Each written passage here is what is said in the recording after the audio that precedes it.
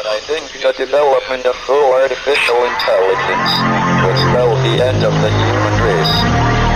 It's a flying object, and we don't know what it is. I would hope somebody's checking it out. I don't know if it was a rocket or whatever, but it cleared to be fast, opposite direction. It was too fast to be an airplane.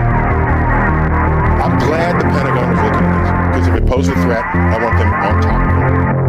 Well, the craft generates its own gravitational field. You said there's lights in the sky? The internet has become the command center for criminals and terrorists. 911, what's your emergency? I need help, please, please help! Aliens won't let it happen. You know, that's what we're instructed to say. Roswell, Area 51. Alien kept deep under the ground.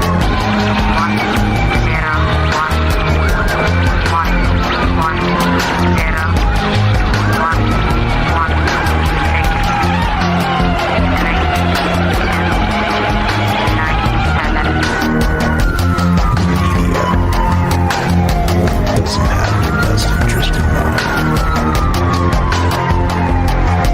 The government is self-serving. You're here for a reason. You're listening to Troubled Minds Radio.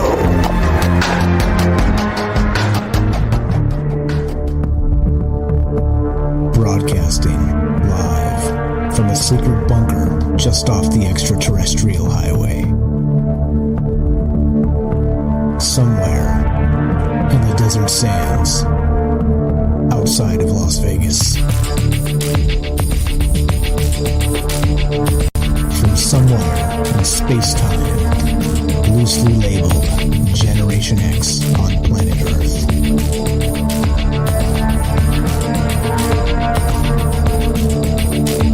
And asking questions of you in earnest into the digital darkness.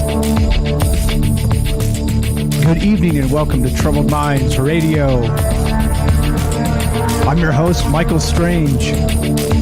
Being that it's Wednesday, weird Wednesdays as it were, I'm here tonight with your co-host Ash, the reptilian from Mars, and we'd like to say hello to all of you who may also have troubled minds.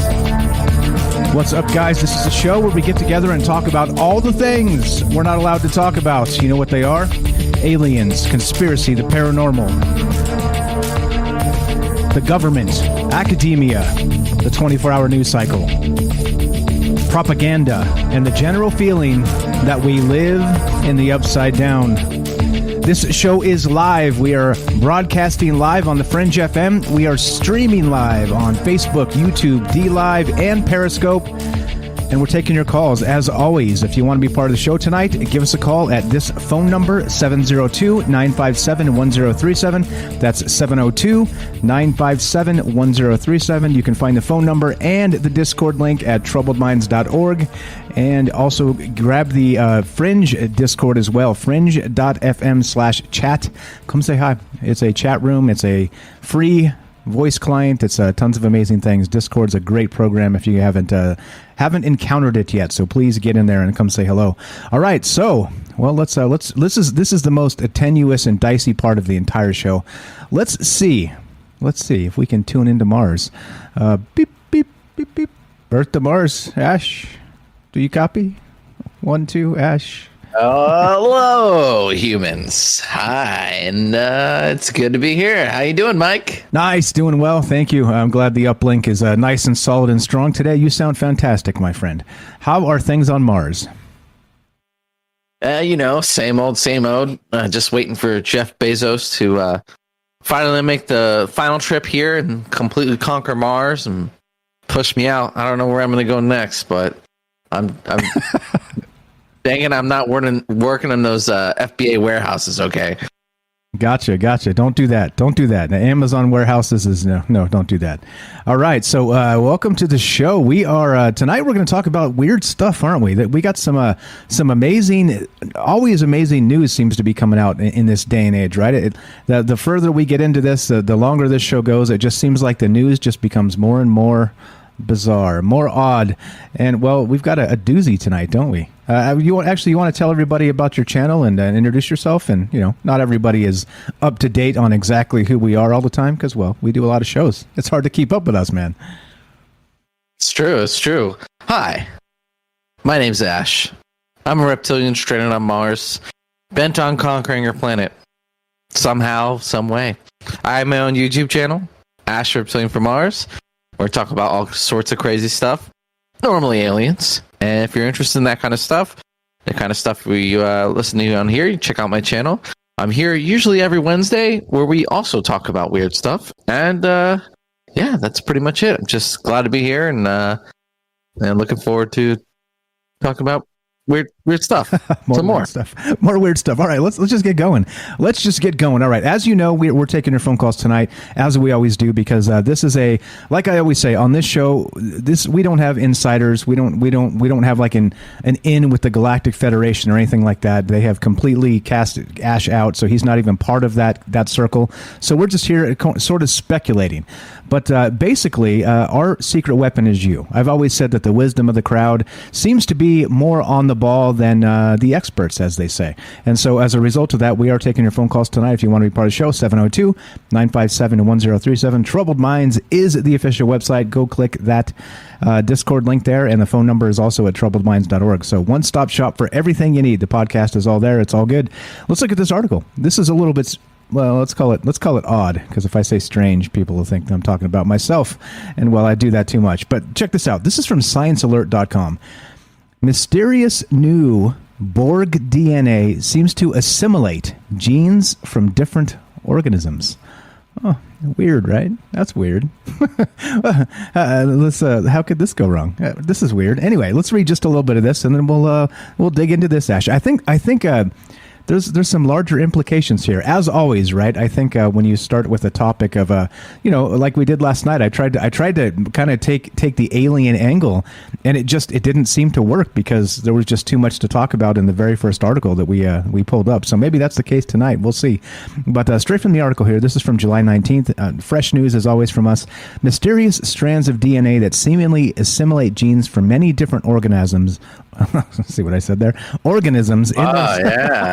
In their surrounding environment. Way to do it. Whoa, yeah. That's how you do it. Organisms. This would become way more popular if that was the case. Exactly. So they assimilate genes from many different organisms in their surrounding environment have been discovered in a Californian backyard. There's another reason not to live in California, by the way. Anyhow, scientists have named these elements Borgs, and their discovery could help us not just understand the evolution of microorganisms, but their interactions within their ecosystems and their role in the broader environment. According to geomicrobiologist Jill Banfield from the University of California, Berkeley, Borgs could make for a tremendously significant discovery. Quote, "I haven't been this excited about a discovery since CRISPR," she added on Twitter. We found something enigmatic that, like CRISPR, is associated with microbial genomes. All right. So again, right, here's the paper. As always, like I'm gonna put my links in the chat, and they're actually all on YouTube already because I like to be ahead of the game these days if I can, and so it's all there.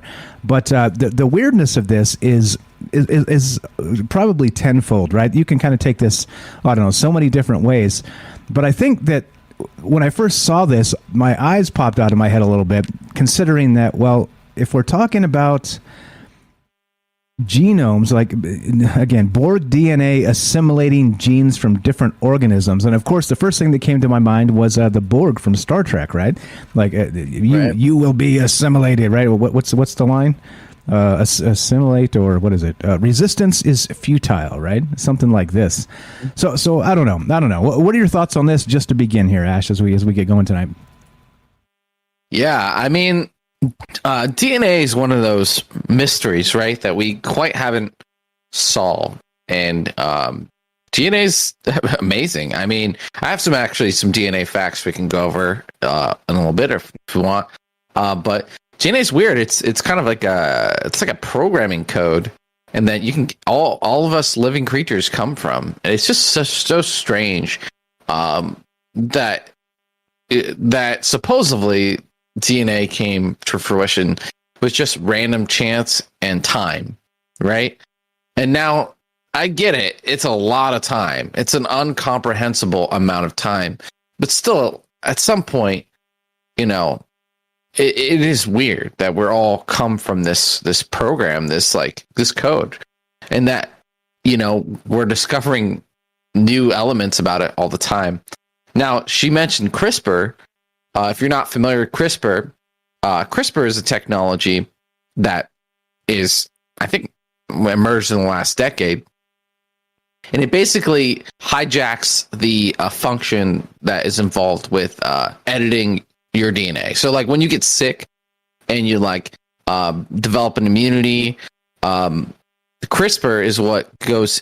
Not CRISPR, but the technique that it uses is what goes into your DNA to gain that immunity forever. Right? It changes your DNA, and it literally edits it. It moves over and edit it. So we learned how to hijack that process and change DNA. And I think over the last 2 years, someone actually edited humans and was able to make them immune to some diseases. I think it was some Chinese doctor. That's on the books. Now, you can only imagine what the government has done, right?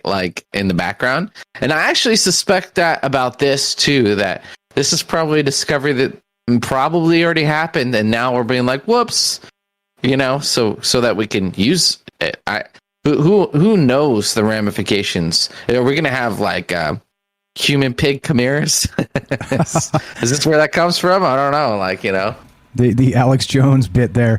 Yeah, I think we're probably going to say again. So this is an organism that was found in California, right? So in somebody's backyard in California. So I think probably what's going to happen is we'll probably see a wet market pop up somewhere nearby, and then wham! You know what I'm saying? That's where this came from. Yeah. That's totally where this came from, right? Somewhere in California at those notorious wet markets they have out there. But point being is that there's some weirdness here, meaning that, as we always say, life is strange. Life is beyond that even. It's one of those things the chaos theory, that whole bit with the Jurassic Park and Michael Crichton, and life finds a way. And I think when you start looking at things like this that may or may not have been discovered, I think for sure, right, something like this has probably been concocted in a lab. Like we say, in many cases, that DARPA, that technology, is so far ahead of what we have in the commercial space right now that you got to imagine things like this have been kind of maybe been brewing, right, kind of under the hood type of situation, in the cauldron, right, as you might say, or whatever, right, whatever, right next to gain of function, right, exactly. They're right next to each other. Exactly. So here's the new vision, right? So you've got DARPA is this dark room with this huge cauldron in it, right? And there's these people wearing these hats that say gain of function, right? And they're stirring this green brew, right? I mean, that's DARPA, right? I mean, well, not literally, but that's kind of what it is. And they're really creating things like this. So, it doesn't surprise me that we have this new Borg DNA that likes to assimilate genes from different organisms. But what it seems bizarre and strange with the rest of this stuff is, where did it come from? It's we've been studying all kinds of stuff all over the earth forever. So this suddenly just by some synchronicity, a scientist goes in the backyard and just scoops up some dirt from literally from their backyard and starts running tests on it, and they find this. It seems weird, don't you think? I think a little bit, as far as the origins of whatever this thing happens to be, this new life form. Yeah, they mentioned in the article that they noticed something that was funny. Environmental DNA is an excellent way to identify the range of organisms that inhabit an ecosystem. But in their scoop of mud, I guess they were looking for viruses, right? The first was discovered in mud, dredged up from Bainfield's backyard. She was working with geneticist Basim Al-Shaib of UC Berkeley to identify viruses that infect anoxic microbes known as archaea that live in wetland environments. So anyway, she's just scooping mud, right? And then they notice something funny. And funny is a term in, I guess, in this field that is almost a eureka moment. It's like when you find an outlier, there might be like a new understanding behind that. But yeah, they're just scooping mud, looking for something else, and supposedly they found this. I don't know. I don't buy it. I don't buy it. Yeah, right. Being a conspiracy show here, it just seems like once again, like, oh, we're just going to go look for viruses, but we're going to find this brand new thing, right? It's natural. It's from nature.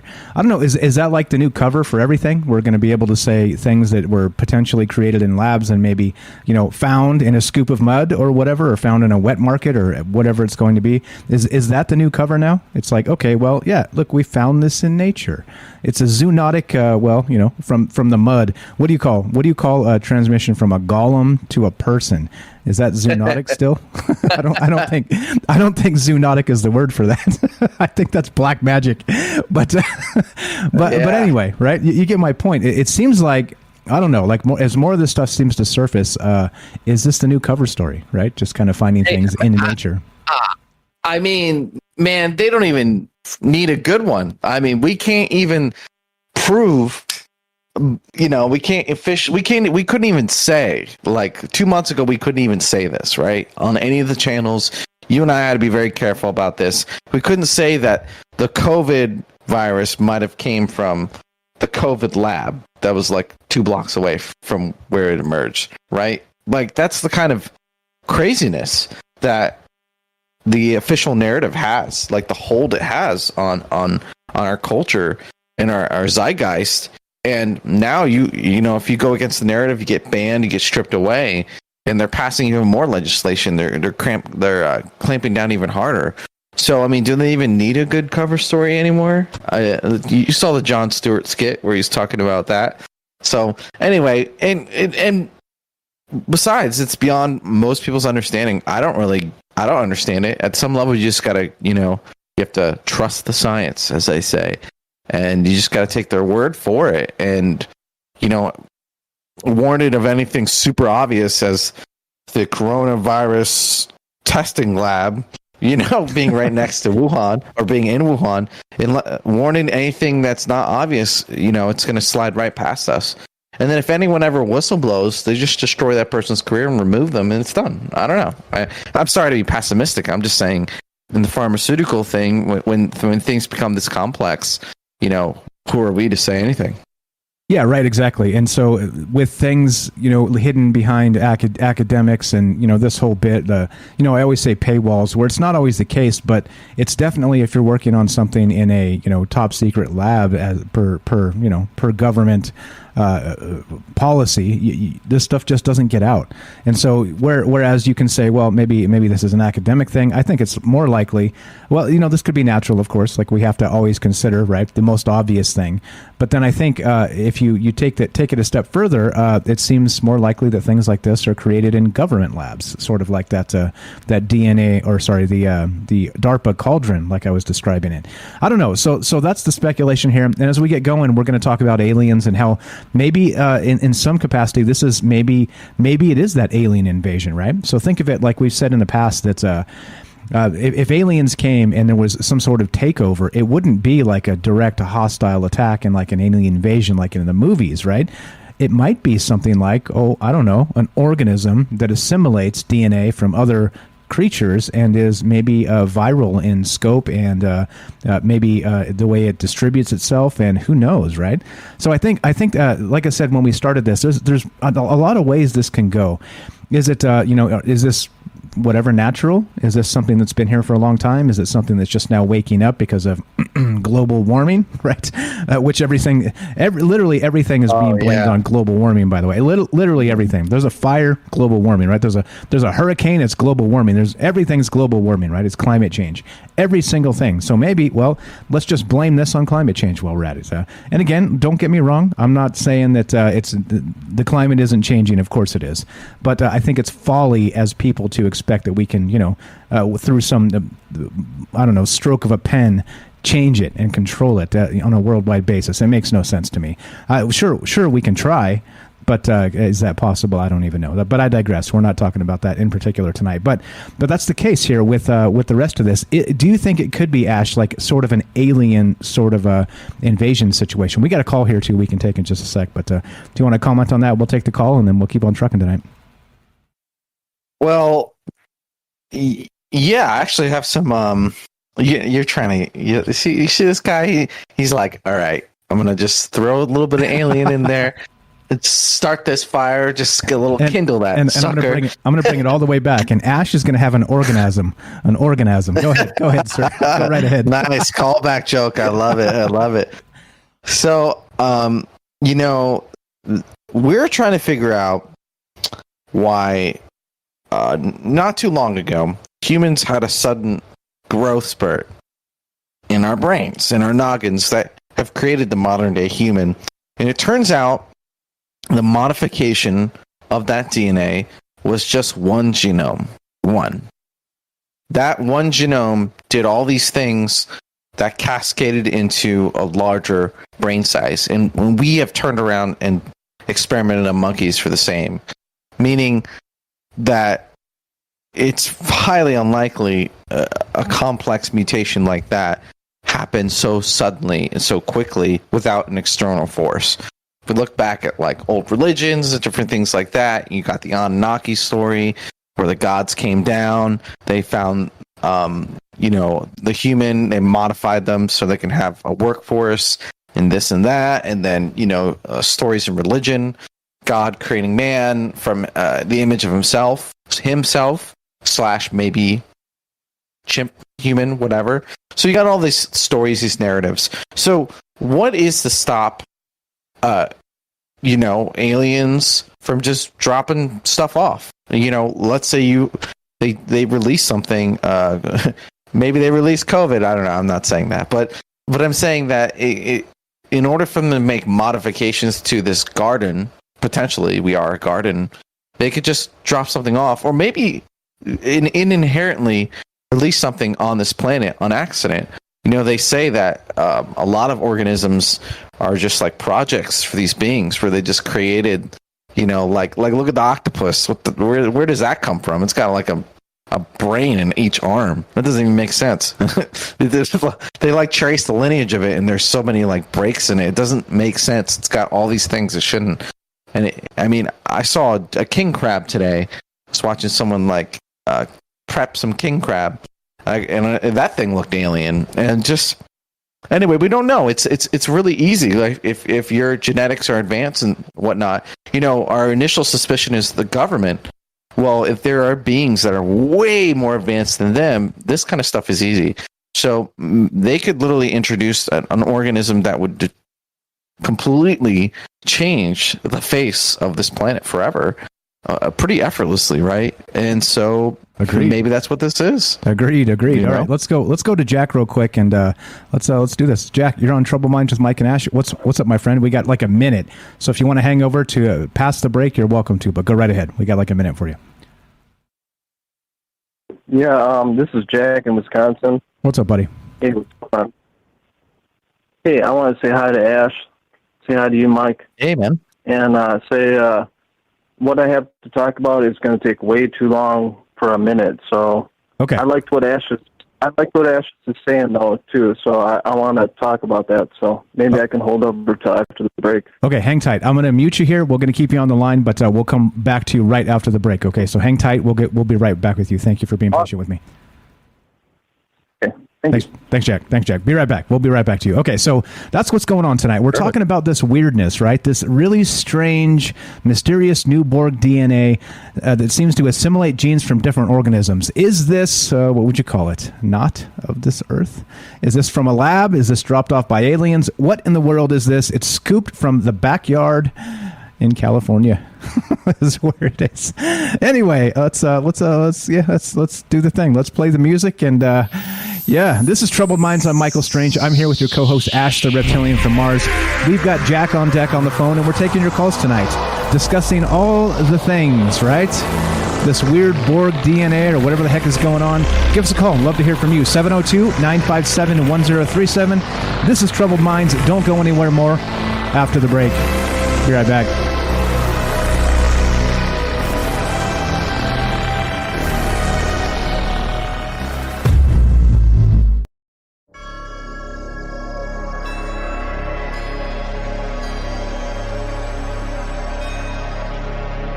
All right, welcome back to Troubled Minds. I'm your host, Michael Strange. I'm here with your co-host, Ash, the reptilian from Mars. And we're streaming live on Facebook, D-Live, YouTube, and Periscope. We're broadcasting live on the Fringe FM, and we are taking your phone calls. If you want to be part of the show tonight, it's 702-957-1037. That's 702-957-1037. And we're talking about this strange, mysterious new Borg DNA that seems to assimilate genes from different organisms found in California. What does this mean? Well, we have no idea, and that's why we're wondering about this. Interesting. From a lab, not from a lab, dropped from outer space. Who the heck knows? That's what we're talking about. That's what we're considering, and I hope you'll join us in that conversation. Let's see if we can tune back into Mars. Beep, beep. Earth to Mars. Do you copy? You there, buddy? Earth to Ash. Ow. Marco. Yo ho. Yeah, welcome back. All right, so we're making some points before we took off, and we got Jack on deck here. You want to say anything to Jack? He said, "What's up, Ash? What's up, Ash? How you doing, buddy?" What's up, Jack? You will be spared in the invasion. I like your attitude. There it is. You will be spared. All right, so let's do it. Let's go straight to Jack. He's been waiting on us for a little bit. Let's do it. Jack, welcome back to the show. Thank you for waiting. What's on your mind tonight? What do you think about this this weird DNA and the assimilation thing? Well, hey, Ash, when you check out my DNA, you're going to find out that I'm a half-breed anyway, so I'm glad you're going to spare me, but you probably would have spared me anyway, so just wanted to say that. Thank you, sir. I'm very welcome, human. For that. Go right What's ahead, on your mind tonight, man? Go ahead, buddy. And I will bow down, so don't worry about that. That's no problem. Oh, anyway, great. I want to talk about how, upper management. Upper management. Oh, if there's some possibilities, I definitely, I can do some foot rubs and whatnot. It's no problem. Anyway, I wanted to talk to you guys about Europe. There's a big push basically for non-GMO foods, and a lot of people are actually getting the chance to grow non-GMO foods. But I was thinking about recently with Bill Gates buying a bunch of land in the central sector of the United States. I was kind of worried about that because I was thinking, like, well, what does he want to do to us now? He already made the frogs turn gay. What is he going to do now? It's kind of upsetting to me. So we're talking about, changing people's genetics. I've heard that they put genetics in milk and stuff too, and I don't know if this is true or not, but it's giving women cancer, like breast cancer, at a higher rate, and it's giving guys gynecomastia. And I got to tell you, I don't drink a lot of milk, but I'm starting to develop some kind of they're not pecs, but they kind of like droop over. So it's like, I'm wondering myself, like, am I kind of getting genetically modified where these Illuminati want all the men to have nice looking, gazabos? You know what I'm saying? Wait, what? I'm gonna pretend like I didn't hear that. But okay, yeah, I know what you're saying. Here. Is this what's going on with this type of stuff? And again, somebody mentioned in the chat there on Facebook that if you find it in nature, you cannot patent this thing, right? So maybe that's part of the new angle, right? So like they've already kind of in the black budget patented this stuff. But yeah, go ahead. Sorry, go ahead. Hey, you guys, I live in Wisconsin, and I've driven out to the dairy lands because there's a lot of like cows and stuff. And boy, you don't want to like take too much of a deep breath when you're driving out there or whatever. But the thing is, when you're going past these farmlands, they actually have like little signs on each part of the corn lands that tell you like what kind of pesticide and what brands they use. And they have like a specific like serial number on each one that you drive past. It's very creepy because it's almost like kind of like telling people as they drive by, like, oh, okay, this is the GMO that we use. We use this kind of brand or whatever, this chemical, and it's broadly displaying it like as you're driving on the interstate or whatever, and you're just kind of like, that's kind of weird. Like, why do they have to have these signs telling everybody what kind of pesticides they're using or whatever? So I think that's kind of weird, Ash? Hot take? Yeah. Alien hot take? No, yeah. I mean, actually, so you mentioned the diet changes, and testosterone has been plummeting all across especially the Western world.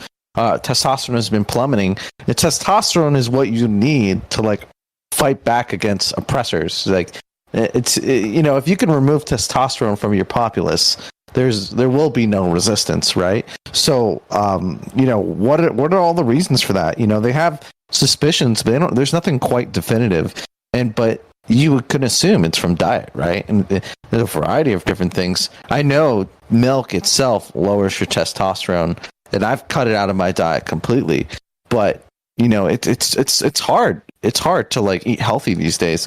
Because, in America, everything's bad for you. It's like everything's bad for you. You go to the store, and if you start eliminating sugar and all this stuff, there's nothing left to eat. You're just eating grass, And at the end of the day, you don't know. And, Bill Gates and all these kind of people, as Alex Jones would say, they're globalists. They're making global decisions. But, like, you yourself, you as an individual are kind of a casualty in that. You're just a number. Right? When you make those large decisions, that you make them at the cost of the individual. So yeah, I mean, I agree with you, man. And it's interesting. I've actually never heard that about Wisconsin and the pesticides. And you know what? And that's another thing. It's business. It's, again, it's numbers, right? You save money here. You do this. You do that. Who's to say what's in our food and what effect it's having on us? And then if Bill Gates is up to something, probably can't be good, right? Yeah. Good call, man. Thank you for sharing. Yeah, we got to keep on moving. So let's wrap this up, Jack. Appreciate the call, my friend. What do you think? Yeah, Ash, I just wanted to say, I definitely, I'm a good bootlicker. I know how to shine boots and stuff too. So I just want to say when Armageddon comes, I'll be right there in the front line with saluting you. So I just wanted to let you know. Thank you, sir. I'll put in a good word for you, Jack. I appreciate it, my friend. Thank you, Jack, for making a great example for the rest of you humans. There it is, Jack from Wisconsin. Great call. He's been with the show for quite a bit now. Good stuff. There you go. We got. We know who the bootlickers are because they'll just tell us. They'll just tell us. Yeah, Matt. What's up? Matt says it's impossible to eat healthy in the chat. It kind of is. Like I'm always saying, right? Hard. Like, but it's part of like the human experience where, right, we're finite anyway. So I'm not saying that go jump off a bridge. Please don't quote me on that. That's not what I'm saying. I'm saying that like everything's bad for you. If you breathe too much water, that can kill you. Like even if it's pure, it's this is the sort of thing that as everything, right? Balance is everything, and so just don't do too much of any one thing. And I think you limit your poisons to different intakes instead of the same intake. If you catch my meaning. Anyway, all right. Yeah. Yeah, right. I mean, right. Like everything's poisonous. It's terrible. But okay, so let's get back to this then.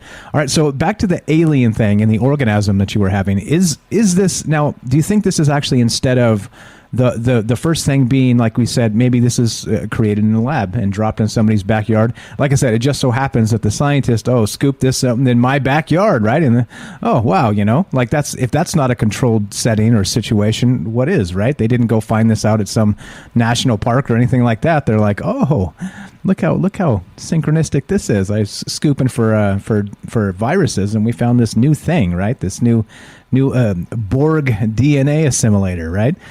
Weird stuff. Well, how do you just find it now? How do you find, look, they say it's just as exciting as CRISPR, right? So CRISPR is like, we're in a new tier of like progress, scientific progress. CRISPR is actually a tremendous technology, absolutely insane. I mean, the potential for CRISPR, it literally allows us to edit DNA. And so CRISPR will change humankind forever. How we think about things, how we do things. So if a technology comes out of this, there's no, bro, it's like, how did you not find this until now? All the years of scooping mud and looking under microscopes, and you just find it now in a backyard in California. It just reminds you of the scene in Jurassic Park when the heavier guys got the can of of spray, and then he like falls down the mountain. It's like that. He's like, oh, oops, and then like he leaves, and then he gives an anonymous tip, and that's all it takes, dude. And like, if I'm a scientist, I'm gonna take the tip, and I'm not gonna say Jack. Just like Jack said some stuff. This Jack, I won't say anything. The Jack caller, by the way. I don't know, bad joke, but yeah, that's it. And I heard a rumor that during the Trump administration, the military, because we're kind of losing the race with China and a couple other outside influences are provoking us, that we were rubber stamping, trying to get all this like DARPA technology out. And so like they were basically releasing patents at 3 times the rate of normal and stuff like that. So is that a pattern that's going on here? Or is the world transforming? Is the black budget, the hidden? I mean, we're kind of like we're definitely putting 2 and 2 together, or we are out a little bit in left field. There's not enough evidence to kind of suggest this, so we are speculating, right? But the rate of progress that we're making, it's crazy. It's like there's like robot drones flying around, and we got Borg DNA, and we got 5G, we got all this stuff going on, and it's like, man, it's hard to keep up. And like, what's going to happen out of this now, Yeah, and so notably, like I said, it's funny that literally every article that you pull up, just about any damn thing anymore, they're talking about global warming, and just like they are on this, right? So in this, here we go. So a little bit more from the article here. So they did scoop this mud in the backyard of this particular scientist, which again seems suspicious, synchronistic, whatever you want to call it, right? Oops. Yeah, exactly. Well, what do you know? Look, guys, I found this thing nobody's ever found before on the history of the world in my backyard. Yeah, right? Cool. The first of the Borgs was discovered in mud dredged up from Banfield's backyard. Weird. So the first of the Borgs, I read that environmental DNA is an excellent way to identify the range of organisms that inhabit an ecosystem. But in their scoop of mud, Banfield and Al Shaib found something funny, a structure of DNA consisting of nearly 1 million base pairs. That's huge. A closer look at the sequence revealed even more peculiarities. More than half of the genes were new. It had mirrored sequences at the end of each strand, and it showed structures consistent with the ability to self-replicate. Puzzled, the researchers turned to DNA databases to see if they could find anything else that looked like their discovery.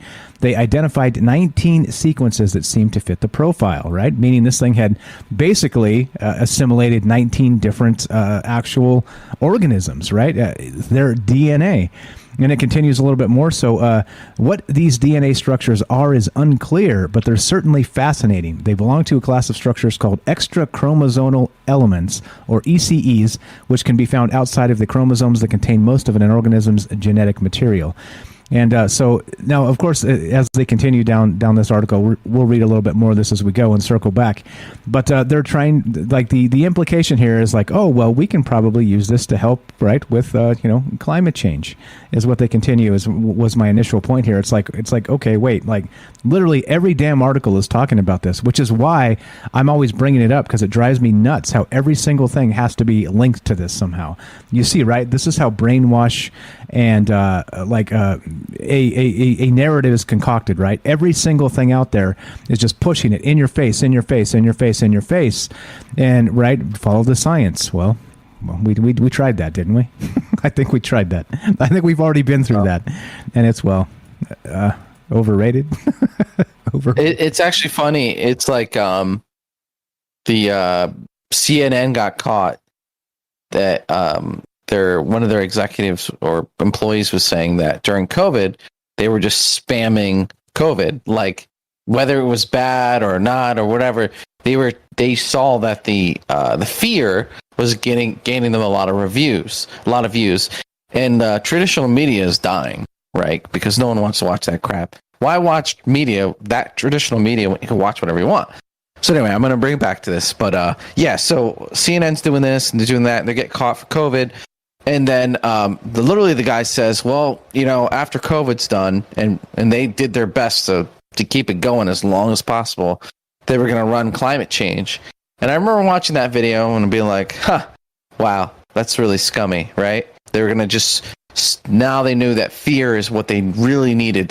Since Trump was gone, they lost their like main source of media.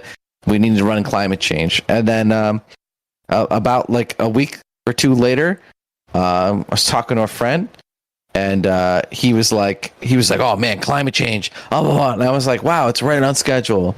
It's like right on schedule. I haven't heard anything about climate change for 5 years, and now we're hearing about it again. And look, like if climate change is happening, we should do what we need to do. But I mean, it's just everything's an agenda. It's like everything. It's just a money making thing, and it's tough. It's tough to actually like see through and get stuff done. So anyway. Exactly right. What's that was interesting. Exactly. Flower in the chat says, Borg, does that mean it's bioengineered? Sorry, I'm only dropping in just now. And that's the thing, right? So clearly this is a brand new discovery. We don't have evidence of that. We're merely, like we do, right? We speculate. And by speculating, typically, if you go back on our track record, again, all of it's out there. You can go back to Facebook and it's all there, right? I have taken nothing down off of Facebook. But us speculating, right, is we've kind of been like, I wouldn't say we're batting 1,000 because nobody is, but we've been kind of spot on with exactly a lot of this stuff that's happening with the pandemic, right? And a lot of these other things that we were like, oh, geez, right? Kind of how the conspiracy theorists have now been proven to be, well, conspiracy realists instead. And so as part of that, very much like we were some of the first to jump on this before anybody was even talking about COVID as a thing at all, we were discussing what's now called the lab leak hypothesis. Right? Which you couldn't say for like a year. And then now you can say it again. But we were saying it way back when, before it had an actual official name by the media. So yeah, so we're speculating. We don't know. There's no actual additional evidence here to suggest that. But there are some synchronicities like I was discussing here. If by chance, and just like Ash said, which is a great point, we've had scientists scooping mud and looking in microscopes for freaking ever, right? Forever. For hundreds of years at this point. But for some reason, just now, in the backyard of this particular scientist, there happens to be a mud scoop with something never before seen, right? That's what I'm saying. There seems to be, like I said, there's a lot of this that if this turns into something big, and I'm not saying it's dangerous, I'm saying that if they use it for something big, right? If it turns into some new technology, it'll be interesting to see why, exactly like Ash described, why we haven't discovered this until just now, and how you didn't have to go very far besides walking out the back door of a scientist to find this information. So it does seem like more of the synchronistic sort of situation that, the wink wink lab hypothesis, you know what I'm saying? So I don't know, this is the type of thing that we can't say it definitively, but we're just kind of throwing it out there and speculating. Matt says the story sounds fake. There it is. All right. Yep. So, right. Kind of. But anyway, so that's the deal. That's what we're talking about tonight. And I'll keep putting the article up, and there's more. Of course, there's always more to talk about. But it brings me to this, right? So if we're talking about like an actual biological DNA sort of, assimilating different life forms into its own genome, what about the alien implications of this? We have the Star Trek and the Borg, right? What do you know about that, Ash? Do you think that's we've talked about possibly like hive minds and things like this in the past? Do you think there's some sort of relation here possibly? And is this maybe where this is headed? Yeah. We've kind of, how do I gloss over this? We got like 5 minutes. You're okay.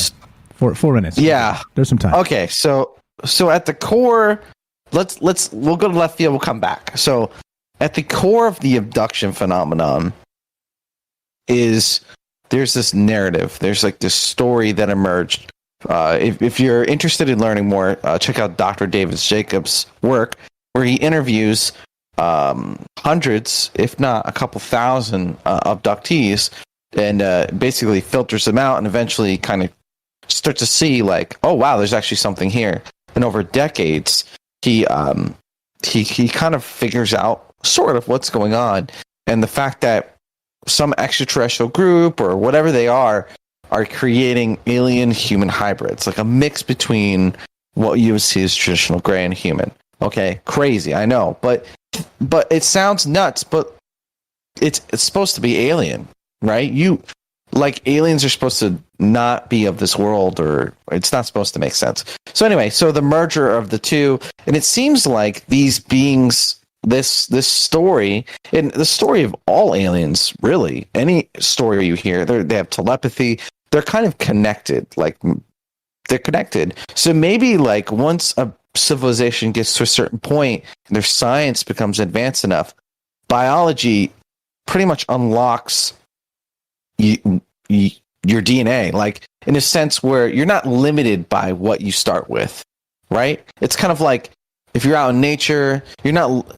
You would be limited. You would be limited by where you grew up, where you are, right? And that's why there's all these different kinds of people, Russians, Chinese, and we all kind of grew up in our climates and whatever. But now we're in a global environment. You're not limited by those. You can literally go on the internet. You can change your life, whatever. Same thing's going to happen with DNA, where it opens up. All children could be 6 foot tall. They could be immune to all diseases. Like maybe you could install it with a shot. Like a vaccine or something. You could install these upgrades or these changes to your biology. And this is a future that we might be kind of moving toward. So who's to say extraterrestrials haven't done this already? And so for this Borg DNA to suddenly show up where it's assimilating these changes and stuff, it's just weird. It's just, is this kind of, what is this going to turn into? Is this going to turn into some sort of hybridization between species, or, not only what this organism is doing, is this new, is it old, is it ancient, or the technologies that come from it? I mean, are you going to be able to have crab pinchers? Are you going to be able to, there's a kid that was able to see at night. He had like cat eyes. Are we in the same ballpark here of genetics and DNA and messing? Are the aliens working with the government? I don't know. Anyway, I am speculating super hard, but this is the kind of thing that, once you understand CRISPR and you see these kind of things, science fiction, becomes science fact. It becomes possible, and it just comes down to the will to do these things, like Thanos. The strongest wills, right? Like just reducing the entire population of the universe with a snap of a finger. That's called depopulation, and it's a conspiracy theory. It is a conspiracy theory. But okay, that's what we're talking about tonight. We're a perfect timing, Ash. You were getting really good when I say 4 minutes. You're like, blam, you boil it down to like 3 minutes and 58 seconds, man. You were getting very good at this. All right, so this is what we're talking about tonight, guys. This is the thing, right? This entire weirdness of mysterious new Borg DNA seems to assimilate genes from different organisms. And we're wondering if this is, again, one of those lab-made things. What does it look like if you have a zoonotic transmission from a golem to a human? What is it still called? Zoonotic transmission? And whatever the heck is going on with this? We're talking about this. We're thinking about this. We're speculating. And as a result of us doing that, we get to be ahead of the game. We don't have any facts or any inside anything. We're just kind of looking at this with a skeptical eye going, wait a minute here. What is really going on? Which again is part of why we do this show the way we do it, and why we do that speculation. So if you want to be a part of the show tonight, I'm Mike, this is Ash. We're hanging out talking about weird Borg DNA at this point. And what does this mean for not just the future here on Earth, but what does this mean for the future of, I don't know, maybe the actual Borg aliens? This is Troubled Minds, 702-957-1037. More after the break. Don't go anywhere. We'll be right back.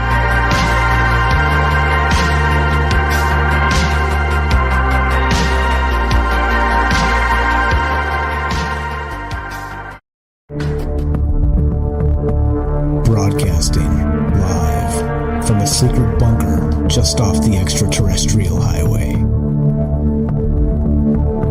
Somewhere in the desert sands outside of Las Vegas. From somewhere in space-time, loosely labeled Generation X on planet Earth.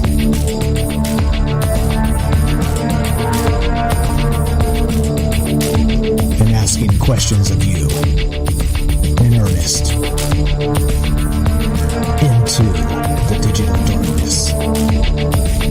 Yo ho, yo ho. Welcome to Troubled Minds Radio. I'm your host, Michael Strange. I'm here with your co-host, Ash, the reptilian from Mars. And hello to all of you whom we also have troubled minds. This is the show where we get together Monday, Tuesday, Wednesday, Thursday at 7 p.m. Pacific and talk about all the things we're not allowed to talk about. You know what they are? Aliens, conspiracy, the paranormal, the government, academia, the 24-hour news cycle, propaganda, and the general feeling that we live in the upside down. We're taking your phone calls tonight. This show is live. We're streaming on Facebook, DLive, YouTube, and Periscope. We're broadcasting live on the Fringe FM. And if you want to be part of the show at any point tonight, dial this number, 702-957-1037. That's 702-957-1037. You can go to troubledminds.org and click the Discord link. Join the Discord. It's free. It's a chat client. You can type with other folks. You don't have to speak.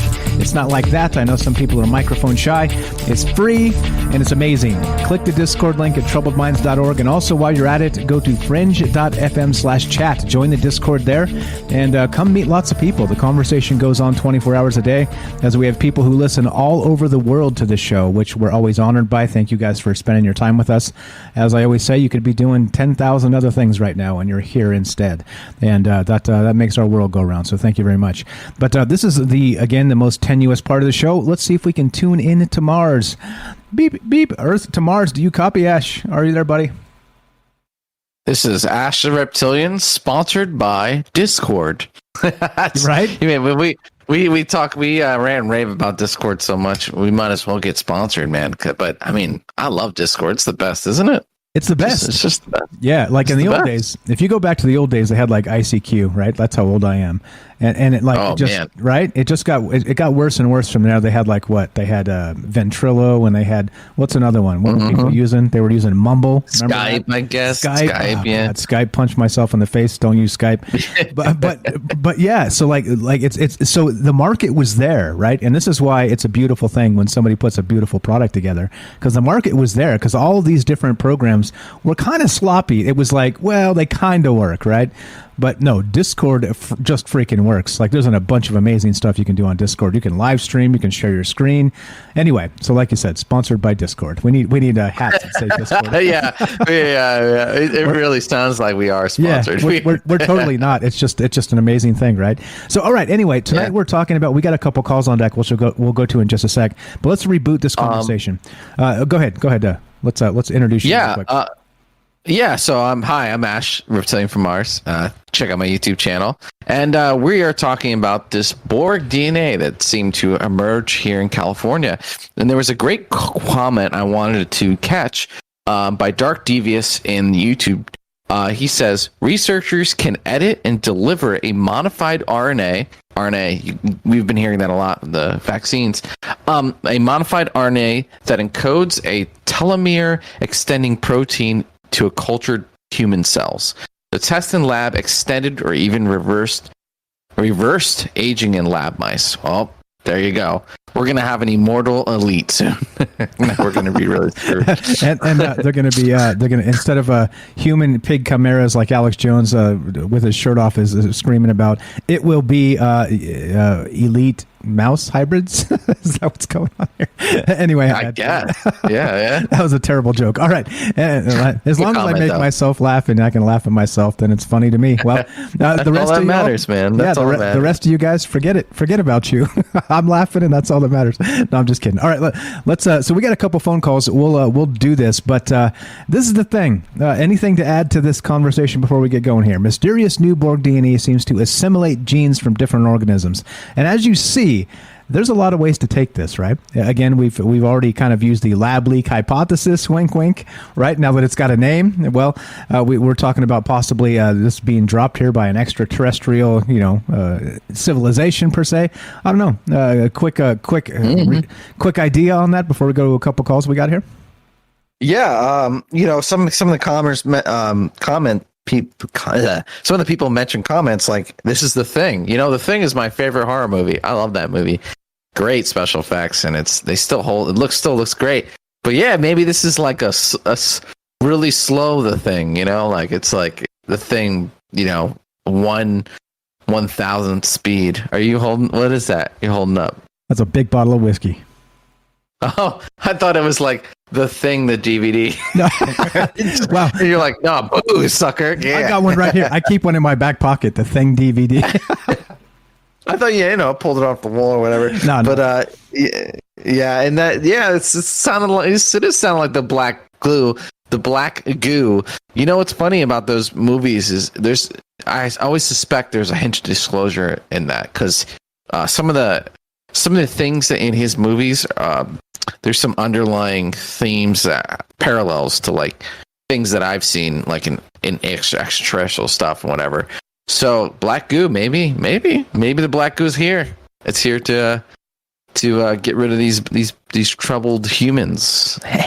Right, exactly. The terrorists that be. What's up, Taylor? I see you. Cthulhu calls.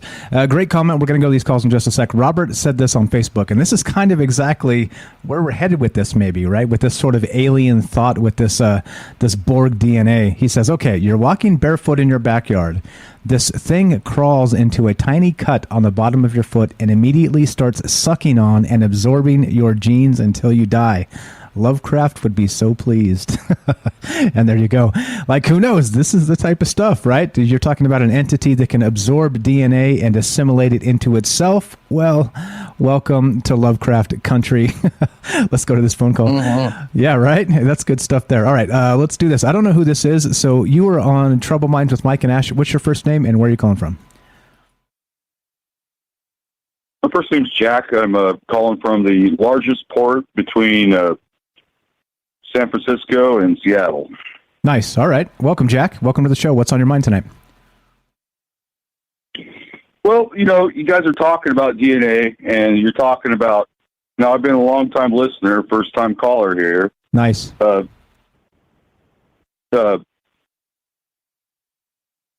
don't talk about this in particular, and most people don't. I remember when I was in junior high, and I'm 50 now, okay? So that was, but, okay. Anyways, I remember... long enough ago. Hearing about the DNA, like, so the organism with the most amount of DNA, okay, like quantity, is just a bacteria. And this is back when I was in junior high. Okay. And how does that relate to this? Well, it says it's not just a little amount that we have compared to it. It's a lot of amount. Yeah, well, so here's the weird thing about that. So DNA has been talked about for a very long time, right? It's the discovery was like you're describing, maybe late 80s, I think, maybe something like that, maybe a little bit earlier. But just recently, I saw. No, it'd be the 60s, and it's 60s into the 70s is. You're right. When they were. You were correct. Figuring all that crap out.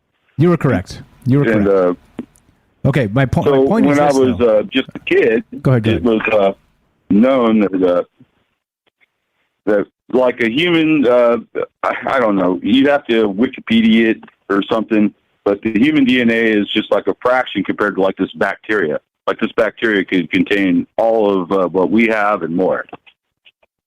Right. Well, exactly. Especially if it's assimilating different DNA structures from other entities. That's the weird part.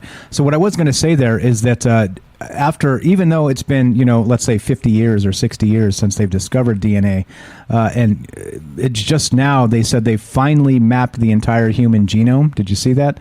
Like that just happened probably in the last several weeks here. But that's a long ass time, right? That is a long time. So I don't know. Is it like Ash was saying, like sort of this genetic code that's more like computer code, right? That's more flexible than we can give it credit for. Sure. The whole yes. junk DNA. Code is the word. Go ahead. I would agree with Ash. It's code, definitely. And if something really small like that has a whole bunch of code, how about transfermia? Not want to bring up aliens or nothing. No, you're in the right place. The transfermia, that's go ahead, Ash. That's where DNA is seeded from outside, right? Like, we live in such a big universe, big galaxy. right? You know, just Right. you know, So aliens come why take a dump on the send a planet, big giant boat when you can just send a little bit of information? right? And it is weird that bacteria would have so much more information. What is that even? What is that information for? What is that? You know, and this is the thing. DNA is very fascinating, right? And it's like I don't feel like we truly understand it, and it's so small too, and it has so much data. It's like ridiculous amounts of data. We're gonna actually go over some DNA facts soon, if Mike will let me be a nerd. But yeah, that's pretty interesting. I actually didn't know that about bacteria. Yeah, it's you Google whatever has the most amount of DNA, I guess. Or maybe I'm wrong. Maybe that was something back then. Yeah, and there's more too. We had a guy call last night that was HB was his name, and he was talking about the synthetic DNA and how that there's four actual letter codes we give to the DNA sequence, but he's saying there's like an additional dozen or more that they've created as sort of a synthetic DNA, which of course there's no other way to describe that other than alien, right? So I mean, these are the types of things that we're literally coming up against right now as humans and science and technology. And like, at what point do you cross this threshold where there's no coming back from, right? I mean, we're seeing how fast something can rifle around the world in infectious disease style. But what if it's like something that's really grotesque, like a science fiction movie? What if it's like Ebola or something, right? What if it's like Robert described with like the black goo seeping into your foot? Like this type of stuff. Who knows, man? I don't know, right? I mean, this is the crazy stuff. So what's your take on that? What's your thought on that? That rocks, man. Yeah, it's the scariest thing ever. Agreed. 100%. For sure. 100%. All right, so we got a call behind you. So while we got you on the phone, man, final thought? I appreciate. I love the first time callers, man. The more people we get together, like I always say. Yeah. One other thing on DNA, which is really creepy weird, is like the whole thing with the Russian people shining lasers through DNA to make a frog or something into a fish. Crazy stuff like that. Yes. Yeah, and this Check you later. This stuff's real. Jack, thank you so much for listening. Thank you for the call tonight. We'll talk to you soon, okay? Call back. Please call back. Sure, ciao. Thanks, bro. Have a good night. There you go. Good stuff, man. And I think this is, again, as like I always say, the more ideas we get together, the more we probably are pointing towards the truth here. And again, you know me, I'm truth averse. So I'm not trying to really get there, but I think that it's at some point it does exist. We got another call to take, but take on that, Ash, before we go to the next call. Yeah, I wonder who's going to be the first non-Jack to call in. It's a trend tonight. It's that saying, you don't know Jack? I only know a few Jacks, and they know some stuff. So, oh man, our insider source, Jack, and the other Jack. Yeah, exactly. I appreciate the calls, guys. Let's go to this is Derek in Massachusetts, our first non-Jack of the night. Welcome to the show, my friend. How are you tonight? What's going on, you guys? Great show tonight. Thank you. What's on your mind, my man? You just kind of stole my thunder. I was going to call in about the black goo and everything and talk about black goo. But, no, go for it. This is really fascinating stuff, and it kind of can go in a ton of different directions. You talked about like the hybrids and all kinds of crazy stuff, but with the black goo in particular, the idea of it like assimilating with your DNA, and like you guys mentioned the thing and stuff, but like with Venom and the Venom symbiote and like the world of symbiotes in Marvel. They attach right to your DNA, and then they carry a trait with you. Like the reason why Venom looks like Spider-Man and has like a spider on his chest and everything is because that's something that he took because it landed on Spider-Man. Like the symbiote attached with Spider-Man first, and then went off Spider-Man, attached to Eddie Brock, but kept part of like the Spider-Man essence in him. So Venom looks like another Spider-Man. So it could be some kind of thing like that. That's like crawling on different entities, like one after another, and just taking part of them with them as to create this like super being or whatever, this like super entity, which is weird. But then also like in comics, like in comic books, it hasn't been adapted to any movies yet, but we might see it eventually with like the Venom Sonyverse. Is like they've created Null from the void, like Null in the void, who's like the symbiote god who like created all symbiotes out of like primordial blackness, pretty much, and like the void and like dark matter and everything is like these symbiotes out in space, basically. And like in it, he reveals like there's a big event where he goes around to like every person in the Marvel universe who's ever been attached to the Venom symbiote, because it like leaves like a third strand of DNA attached to the DNA, which like there's all kinds of theories and stuff talking about like different things that they may not be putting in our bodies that could be attaching to our DNA, adding to our DNA, and that was kind of weird. And with like the Borg aspect and the hive mind, that DNA link it connects the consciousness of every entity or every person or whatever being that wore the symbiote directly with Null and like the primordial god of these symbiotes, you know. So what if it is some kind of alien thing or whatever, or there's some kind of base entity that like this goo came from, you know? So it could be like going all through space, collecting DNA from all through space or whatever. That's just one idea. Interesting. So like Ash said, panspermia, but imagine if the thing that lands here has already been collecting DNA from all over the cosmos and then ends up here. That is Venom, isn't it? Venom, exactly, yeah. And we talk about hybrids, and it touches right down. Like this is a little separate from Venom, but like, what if like with their goal, or what if a potential use for this, if it is some kind of weird thing they found in the mud, and the mud thing makes me think of Venom, or black goo. Like a lot of the black goo mythology, it's steeped in like actual goos on the planet. Like a lot of the big black goo theorists, like Harold Vella and stuff, thinks that like oil and these like giant sludge piles and stuff that are weird and top secret and you can't get to them, it's because it has like a weird black goo connection, and that like the elites very much know where these like resources are. So if they were to like say just pretend that somebody found it in their backyard, some scientists, in reality they've been having it in labs, working with it in labs for generations. But like what if they use it as like because it has this like assimilation quality to it, it's not the hybrid in and of itself, but they use it to attach different DNAs together. They end up using it like a glue between different organisms. Like if they can't make us half deer like they do in Sweet Tooth or whatever that show, what if this gene or whatever it is can attach to our DNA, and then also can attach to a deer DNA, for instance, and then because it is assimilated to both, this goo or whatever can act like a bridge between the two. And then, like, from a deer that can take it to anything, to aliens, to whatever. Like, and black goo is obviously very Lovecraftian, too. It's in Lovecraft, and it's very alien in that case. Yeah, you know what comes to mind when you mention that, too, is if you can combine organically, naturally, two entities like that, it reminds me of the inscriptions on the ancient pyramids, right? Like you got Thoth with the eagle head or whatever. Is it Ra with the eagle head? Like that type of stuff, right? Exactly. So interesting. So I wonder. So we talk about like manipulating DNA and sort of hybrids in that sense in the lab. But what if this is a natural thing and it is the panspermia, but it's collecting things to maybe merge them in sort of a clandestine type of Borg situation where it happens naturally. It just lands on planets and then mixes everything together and also has, I don't know. Mind control is locked in as well. Who knows? Crazy stuff, man. Crazy stuff. I know we're running out of time, but you were talking about like the X-Files and stuff and the black goo, and they're like one of the most famous for having like the black oil and the black goo. And like I don't know if anybody watched the rebooted or like the most recent seasons, like the 10 and 11 or whatever, when they came back like 10 years later or whatever.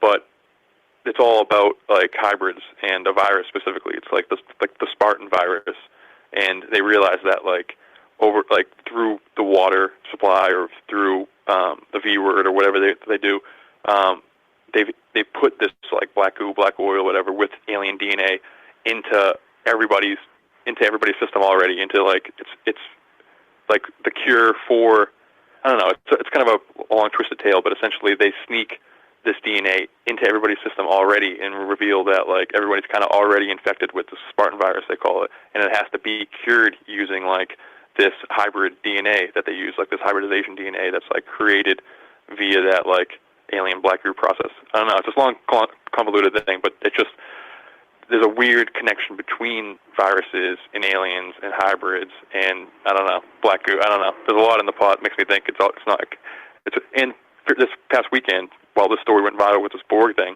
there's also this actual black goo venom thing in nature that they felt like a video of this black goo like attacking some little like crab or something on the beach, and I posted it on your Facebook. And it hasn't really gone viral yet. Like the aggregators haven't picked it up, but in this next week they're gonna.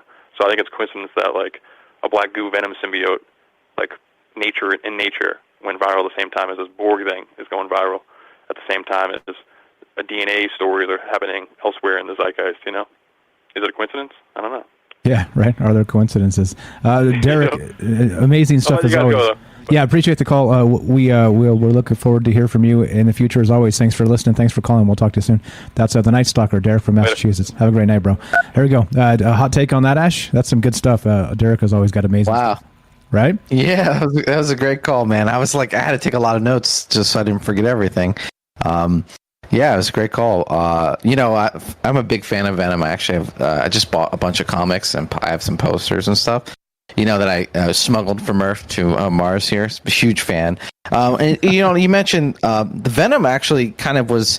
He simulates your DNA and all that stuff. He was kind of that was created around peak abduction, which is kind of a weird coincidence. And I'm not saying there's a coincidence there, or I'm not saying there is a connection there, but around peak abduction when hybrids were really emerging, Venom was in the zeitgeist. And, we talk about the Akashic record where we seem to kind of know things, right? Know of things that as a collective that we shouldn't or aren't present, where like the pyramids showed up all over the planet. And you could say maybe there's a third party or a third faction, sure, and that could be the case here. Or maybe, the Venom resonates with us because it's something that we've experienced previously in the past, or the collective consciousness. So, yeah, that's great. And speaking of consciousness, you mentioned the Borg and being connected, and that's kind of the case with the observations of aliens and their kind of hive mind and whatever kind of advanced civilizations, and maybe they see us as like on a bad trek where we're going to blow each other up and whatever. And we mentioned this before, where supposedly aliens have said, we think you need telepathy because there's just too much room between each other, right, for misinterpretation. And then the last thing, we gotta go. We got 5 seconds. We gotta go. Sweet Tooth. Check it out. Weird. Hybrids. Viruses. More coming up after the break. This is Troubled Minds. I'm Mike. This is Ash. Don't go anywhere. We'll be right back.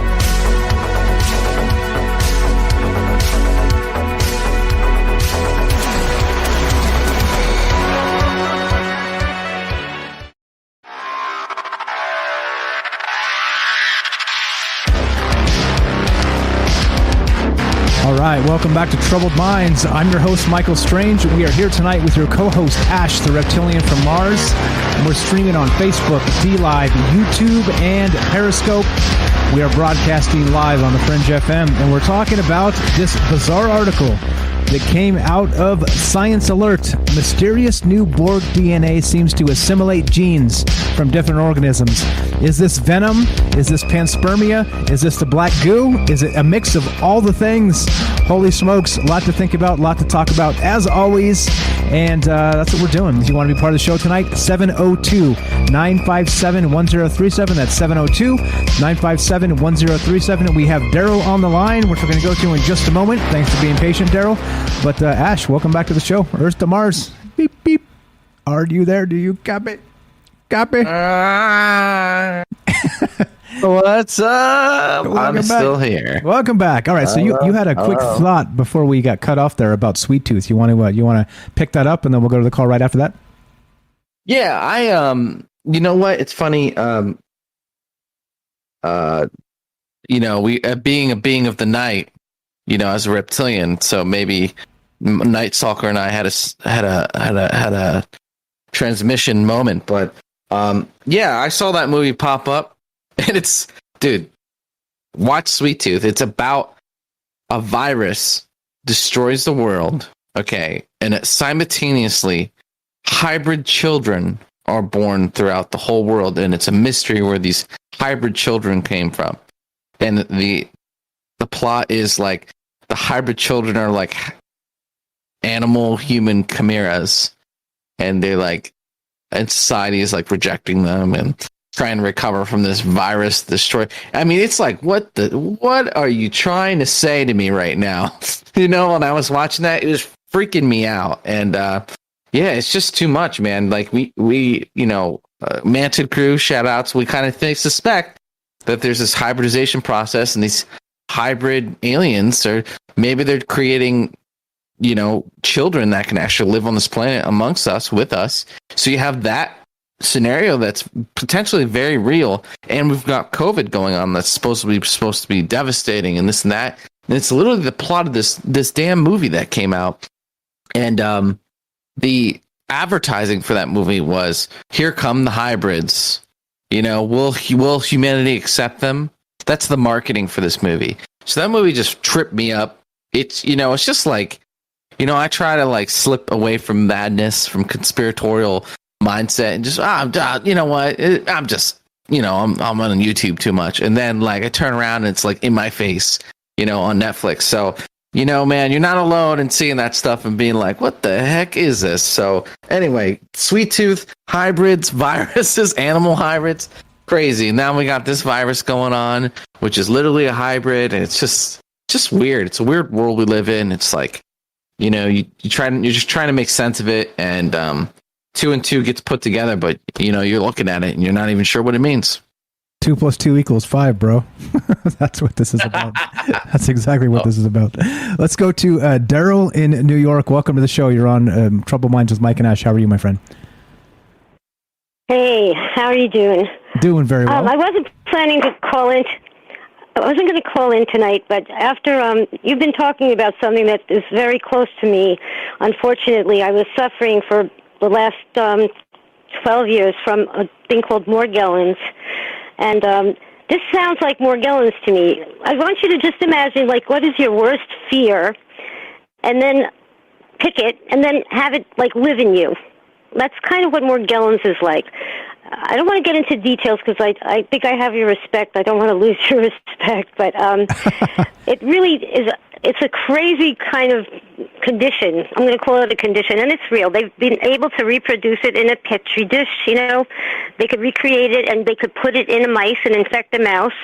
And you know, if you could give it to a mouse, then it's real. So you can't say it's delusional, but that's what people are accused of when they, you know, have Morgellons, because the symptoms are so bizarre that you must be crazy to think that you have all these symptoms. But they're so crazy, and the one thing about Morgellons is, in my opinion, they can, like, recreate anything. They are very good mimics. I mean, I'm telling you, if I told you what they could turn into, it's kind of like the same theory of when you see, like, a flock of birds in the sky and they look like one big mass, or like a school of fish that are really small and they all kind of move at the same time. Have you ever seen that if you're snorkeling or, you know, just watching anything about fish that swim in schools? I think they call it something quorum something. It's some kind of quorum physics where they look like a big animal to scare away, you know, their prey. So they can move at the same time, and they can assemble into something larger, even though they're very tiny, so that they could fight off predators. So if I told you, like, the kind of shapes that they could make, and I'm talking, like, they make shapes in shadows, like shadow shapes in New York City's buildings. I'm telling you, they could look like monkeys. They could look like your worst nightmare. They could look like giants. It's whatever you can imagine. It's going to all right, that's the part that sounds crazy, so I'm not going to go there. But what I want to say is the black goo. Harold Vellikatz kind of put them all together. He was studying Morgellons and black goo, and he kind of somehow put this all together, including the spiritual and paranormal, in such a seamless way. You've got to watch his videos. So he's so smart. But he was convinced that everybody in Europe had it. And the people that are expelling it were probably the lucky ones. That's a theory that if you felt them, you know, that meant you were, like, expelling them. And then those were probably the healthiest people, except they were the most scrutinized because they had the weirdest symptoms and nobody believed them. Anyway, So the black goo is some kind of connection with these Morgellons fibers. What they do is they are so small they can attach to anything. They're the size of your hair, like a grain of sand, or the length of your hair. But they're so strong and durable. If you have them in your hair, you would know it, because they attach to your hair. They wrap around your hair, and with a microscope, I can show you what they look like in your hair or in my bed. Even I have these crazy videos where they're like swimming like sperm on my bed.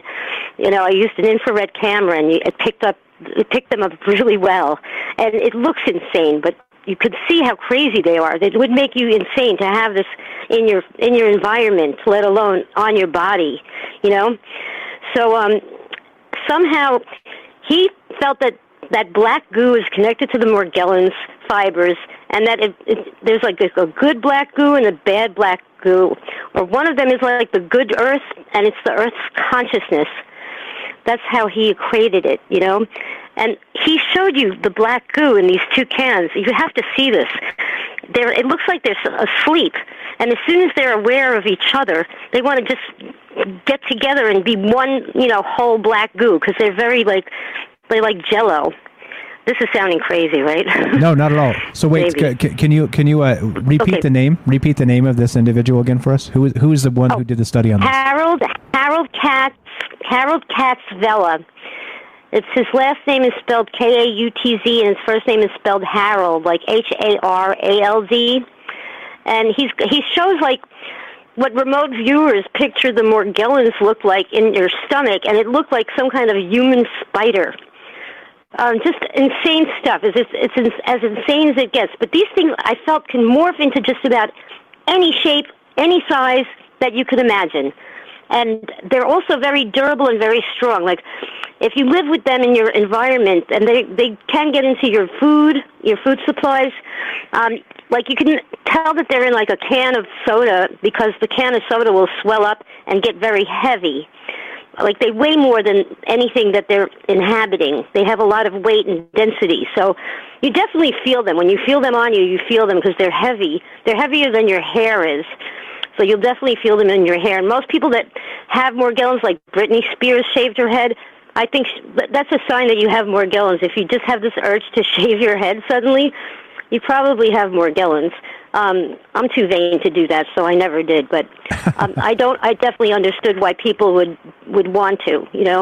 There was times when I just wanted to. You felt they were so intelligent. There was some kind of intelligence to these things that it was frightening. Like, I knew that they could use something that was like small, like a staple, and puncture me with it. And sometimes you'd wind up with cuts on your body that you can't explain. They would cut you where it hurts, You would wind up with these mysterious cuts, and trust me, you're not cutting yourself. I'm not, at least, So there's a lot of evidence for this stuff. It's a very dangerous, crazy thing to live with, and I don't know why I got over it. I'm not going to ask any questions, but somehow I never thought I'd ever get used to them. I don't know if I'm used to them, because it's just this feeling of something foreign in you, and it's something that feels so wrong, And why they picked women, they picked postmenopausal women. We thought they were a bioweapon at one point. I thought they were aliens at one point. There's still no explanation, because a lot of those fibers were not found in any of the FBI files. They try to submit these fibers. They call it the fiber disease. And they couldn't find one fiber out of 14,000 fibers that they have known to the FBI files. They were not found in any file. So, it can't be coming off of our clothing, because we don't have clothing made out of these fibers. And they move. They're movable fibers. Gotcha. But boy, when they get together, they could really morph into something. And this sounds like what you're finding in that guy's mud. Yeah, right. Exactly. Hey, Daryl. So Ash has just sent me a message. Said we need to do a show on Morgellons at some point. Can we have you on? Can we have you back and talk about that with us when we do? Absolutely. I would love to. Okay, I appreciate it. I would love to. That would be great. We got to go. We got a call behind you. As weird as it gets. As weird as it You gets, got it. right on. Thank Okay, you so have a much good for the night. call. I appreciate that. That's Daryl from New York. Good stuff as always. And is there a relation here? We haven't done a deep dive into Morgellons or had a discussion with that, but we're going to. It's one of those things we need to get to. So it is on deck. Daryl has asked before, so we're going to do it. We're going to get there, and we're going to talk about this. What's your take on that? We got Beechwood on the phone, but what do you think, Ash? What do you think about that call there, the Morgellons and the rest of this?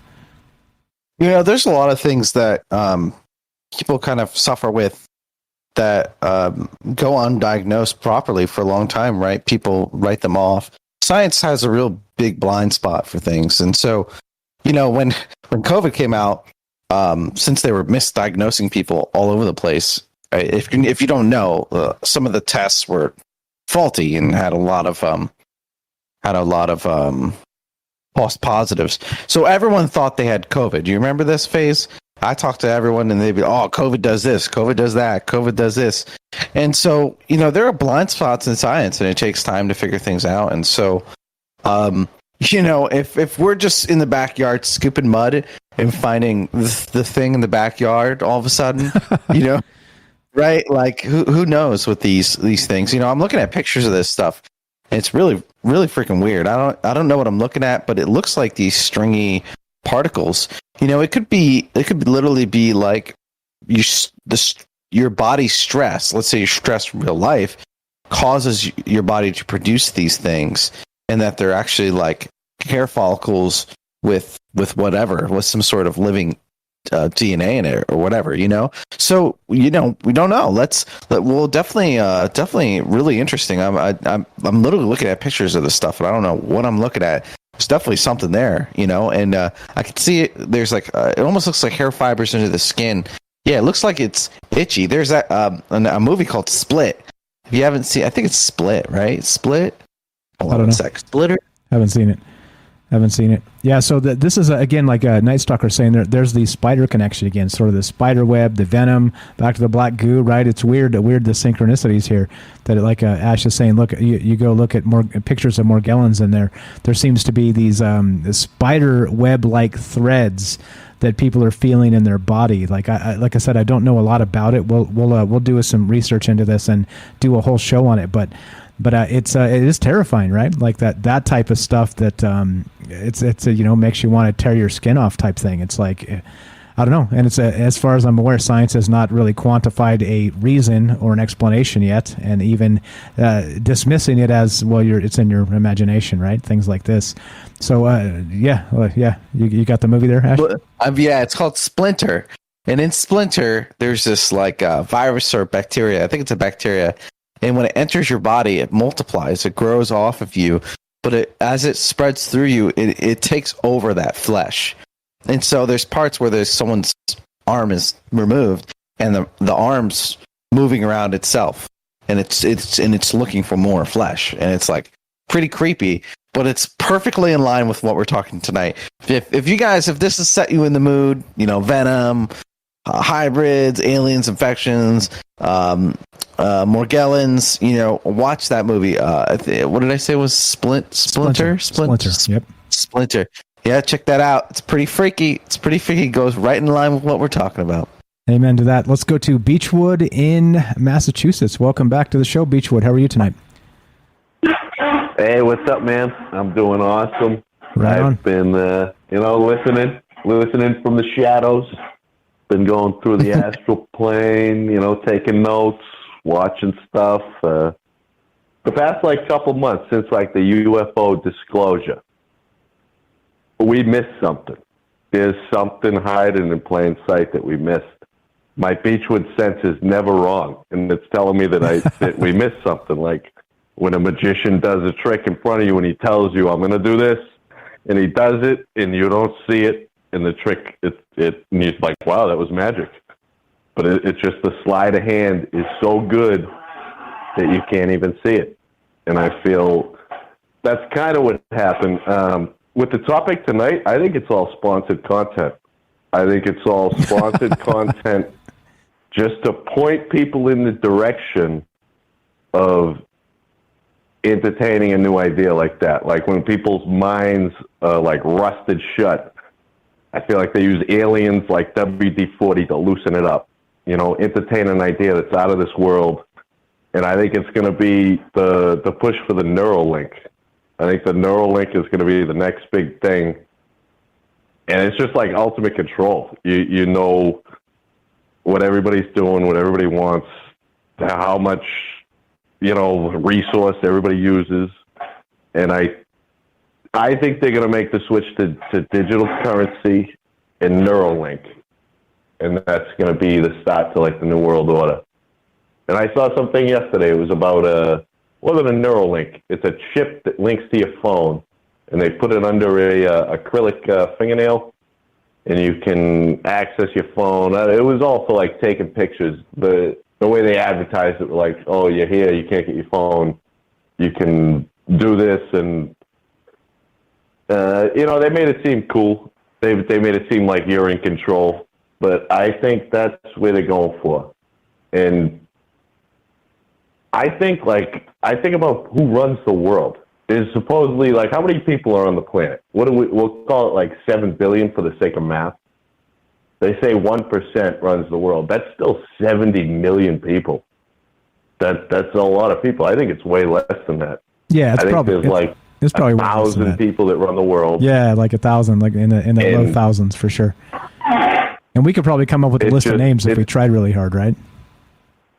Yeah, they all go back to the same names, but like they have people convinced that money is real. Like it costs 2.5 cents to make a penny.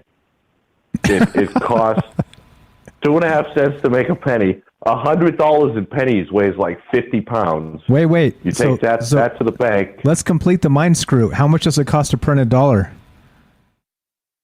Oh, I don't even know. I couldn't tell you. Nothing, because it's all fake anyway. It's nothing. Yeah. So at one point it comes down to like resources, but no, that was. I mean, I got a lot rambling on. I've been listening. You had a lot of great shows the past couple of weeks. I've been. It's summertime. I'm a painter. We're really, really busy right now, but I've been trying to like kind of block everything out and let just let it come to me what's going on. And I feel something's telling me that we missed something. Like there's something simple in plain sight. And there's an old saying, like if you want to hide something, put it on public display. Amen to that. And I feel like that might be what's going on. All right. But, I'm going to, I don't know. I'm going to tune in with the Beechwood Sixth Sense, and I'm going to say maybe. So we're going to keep watching and paying attention. Hopefully we can get to the bottom of whatever we missed. Okay. I appreciate the call, my friend. Anything else while I got you on tonight? Yeah, they're going to fake a gas shortage. Okay, all right. They're going to fake a gas shortage in the future, and I think that's going to be a little bit of a catalyst, but I think they got like a 10-year plan, and it started a couple of years ago. We might have missed a couple of key points, but I don't know. I think they're just going for the one world government, possibly breakaway civilization, and I'm going to be the one to say it. I think Bezos, I think Zuckerberg, and there's a few other mainstream ones. I think they're frontmen. Bill Gates, I think he's a puppet. I don't think he calls the shots. I think there's somebody standing behind the curtain that says, you do what we say or we'll kill you and make you live through it. Like we'll destroy you McAfee, and make you suffer. Epstein you. Suicided. Yeah. Put you on the Hillary list. Yeah. But, yeah, that's it. Thanks for having me on. Appreciate it, my friend. Keep listening. Thanks for listening. Go kill it out there. We'll talk to you soon. That's Beechwood from Massachusetts. Good call as always. Ash, hot take there. I'm sure you got some hot takes as always. Coming from Mars, hot takes, right? Yeah, great points. Good calls. Good calls all around tonight. From the Jacks and others. Yeah, I agree. A lot of times the mainstream media is covering this or covering that, but a lot of the most important things coming out, you just gloss right by, and that's one of the reasons I used to listen to the show. I was a fan first before I used to come on here, because Mike would talk about the things that were interesting that I wanted to hear. I didn't want to hear about Trump and this and that. I didn't want to hear about that crap anymore. I wanted to see what was going on, and we live in a fantastical world of mystery and craziness, and if you're here and you're listening right now, you know what I'm talking about, and we're talking about these things, and the things that we tend to miss are right in front of our faces, like CRISPR. CRISPR was an amazing technology, and no one really even cared, or UFOs came out, and I bet you guys are aware of it, but most people didn't even care. So yeah, maybe there is something we missed. I don't know, Mike. Maybe we missed something, but that's a good point. There's too many things. We miss all kinds of things just because it's impossible to keep up. But we do our best here. We definitely do our best. Hardest working show in the business, that's for sure. By the way, Ash has a YouTube channel. Speaking of hardest working, right? You put the extension of just us two together. We're putting out content all the damn time. Want to tell us about your YouTube channel before we wind this down? We got a minute left.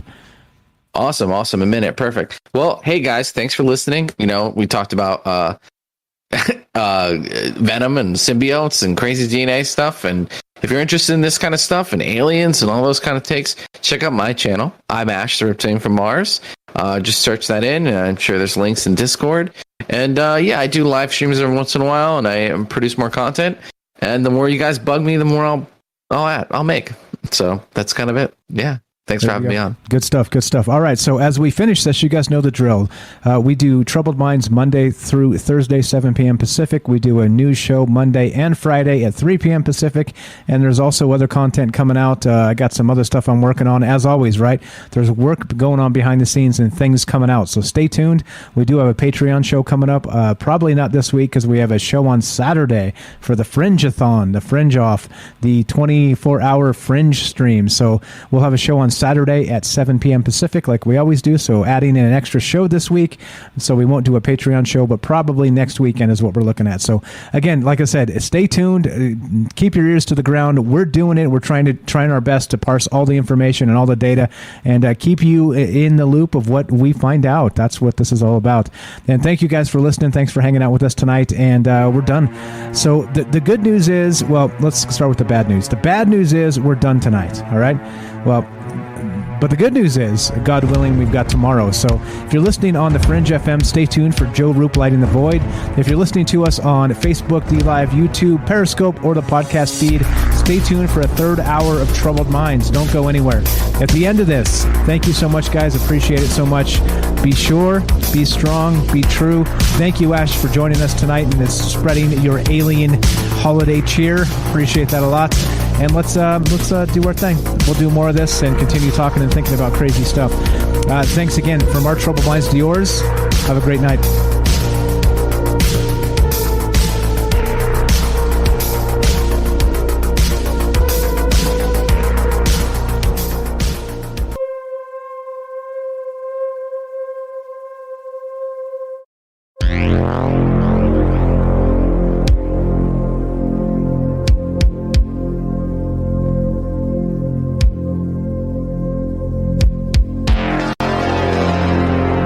What's up, guys? We are off the Fringe, hanging out, chilling, doing our thing. We got a third hour coming up, commercial free, and we'll be talking about all this stuff, and we're still taking your phone calls.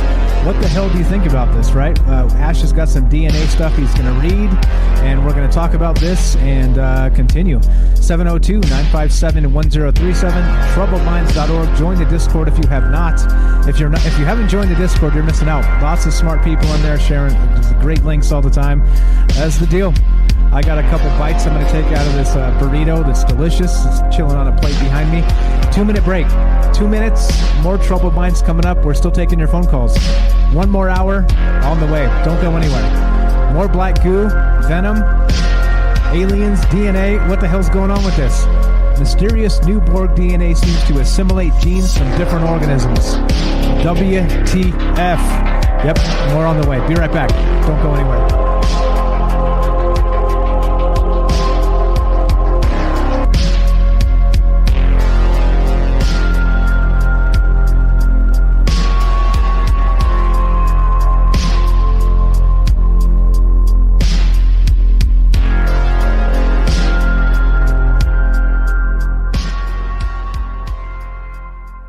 All right, welcome back to Troubled Minds. I'm your host, Michael Strange, and we're here with your co-host, Ash the Reptilian from Mars, and we're still talking about this weird stuff, right? What is this stuff? Yeah, you guessed it. You guessed it. Green goo, black goo, whatever this is, right? Mysterious new Borg DNA seems to assimilate genes from different organisms. And as we said tonight, right? Does this sound like the X-Files black goo? Is this a transpermia thing where we have this, whatever this Borg DNA maybe being dropped around the cosmos by meteors or whatever it happens to be? How, and then, so that's the beginning of this. That's the weird questions with venom and assimilating DNA. And a great comment from Robert here on Facebook, which I'm going to read again to kind of reframe this. Robert says this, okay, you're walking barefoot in your backyard. This thing crawls into a tiny cut on the bottom of your foot and immediately starts sucking on and absorbing your genes until you die. Lovecraft would be so pleased. He tacked on a little bit later, and as you're dying in sync with the loss of your DNA, the organism grows into a grotesque clone of you.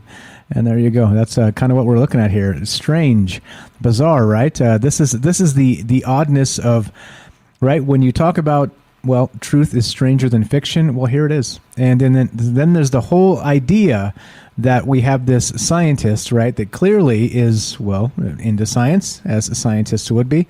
Again, like Ash has said in the past here, that, well, scientists spend a ton of time, hundreds of years, scooping dirt and looking in microscopes, right? So what the hell's happening with this? We have this, by some synchronicity, let's read this again. The first of the Borgs was discovered in mud, dredged up from Banfield's backyard. Yeah, that's right. That's a scientist right here, Banfield. According to geomicrobiologist Jill Banfield from the University of California, Borgs could make for a tremendously significant discovery. And so whatever, an actual, like, at the University of California, Berkeley, a geomicrobiologist goes in her backyard, scoops some dirt, and discovers this. Well, does that sound suspicious at all to you? Well, there's that as well, isn't there? There's lots of layers of this and lots of, again, panspermia as a sort of a Borg type of organism, kind of like Star Trek, as you would expect. Or what's going on with this? Again, right? Just this alone really opens up the mind to WTF possibilities. And by the way, we're now off the air, so now you can drop some F-bombs if you prefer that. We're not really into the business. Well, ain't that some shit? Well, ain't that some shit? Welcome back, man. How are you? What is going on, Ash the Reptilian? How is Mars? Hey, man, I'm just sitting here enjoying the show. Nice. I managed to bite a little bit off of Matt Damon as he was going by. Nice. You know, how's he taste? Just so many fucking potatoes, man. Just that's all that dude does. He just grows potatoes, and so I managed to take a bite. Doesn't taste so good, but you know, better than what I usually eat. So. All right. But you know, it's funny. You the way you're saying it now, it seems even more ridiculous. It was in this person's backyard, right? It's so insane. It's insane. Like this is a synchronicity, right? Like again, it seems bizarre that this is the way the world works, right? I don't know. Is that suspicious in and of itself? Maybe, right? I think it's worthy of conversation. But again, how come, right? If it's so common, literally, you don't have to go further than several steps from your damn house. It's in your house, right? It's in your damn property. Why hasn't this been discovered before? It's just, again, just so many weird things with this. And what is it? And again, so I know you have some information. I won't press you immediately because I know you're still chomping on the Matt Damon's foot there or whatever. But you did say you have some DNA information, which we'll get to in just a sec.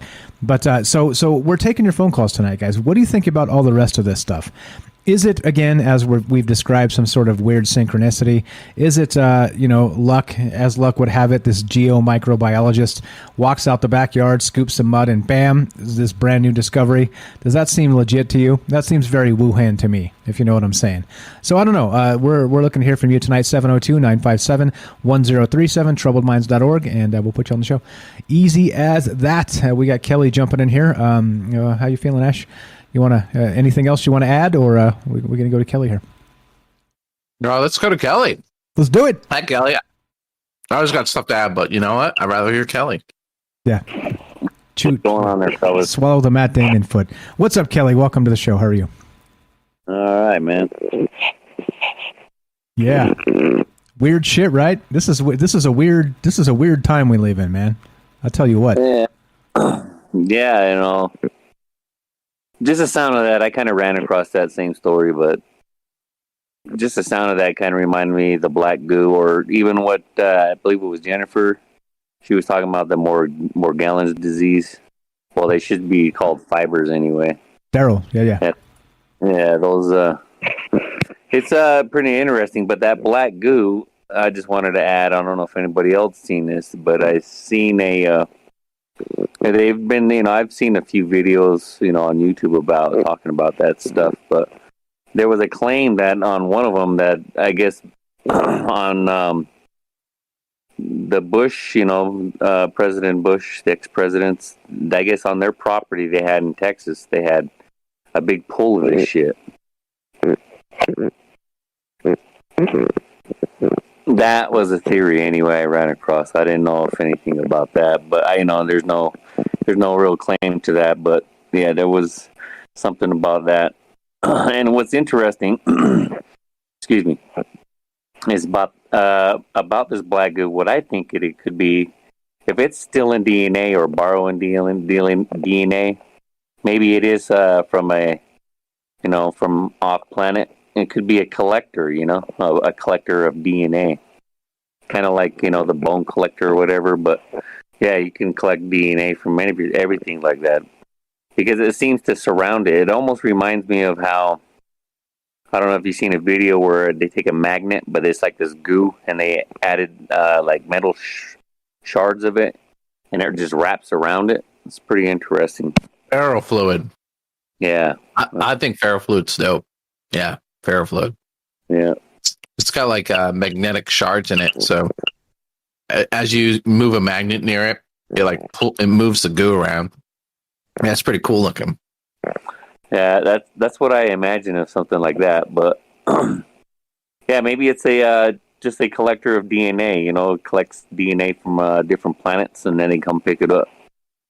I don't know. Could be something like that, or the Morgellons disease. I believe is that there's a lot of people saying that shit's being sprayed on us. Part of the geoengineering that they're doing on the planet. But because I have a good friend that I follow on Facebook, he's been into that stuff. He's collecting some of the river water where he lives at, which is back east from where I'm at, and he actually sent it in, and he's got certificates or from different science labs, and then he sent it into I think his state senator or congressman, and they took a look at it because he even posted it on Facebook. Some of that shit, man, because it gets in your skin. The fibers he was finding too is that they can be blue or red fibers, but they're like alive inside you too. They say you could feel it moving around inside you. Yeah, like I said, I don't know enough about Morgellons in particular, so Daryl has been trying to educate me in small chunks here, but we'll get to it. We'll get to that show.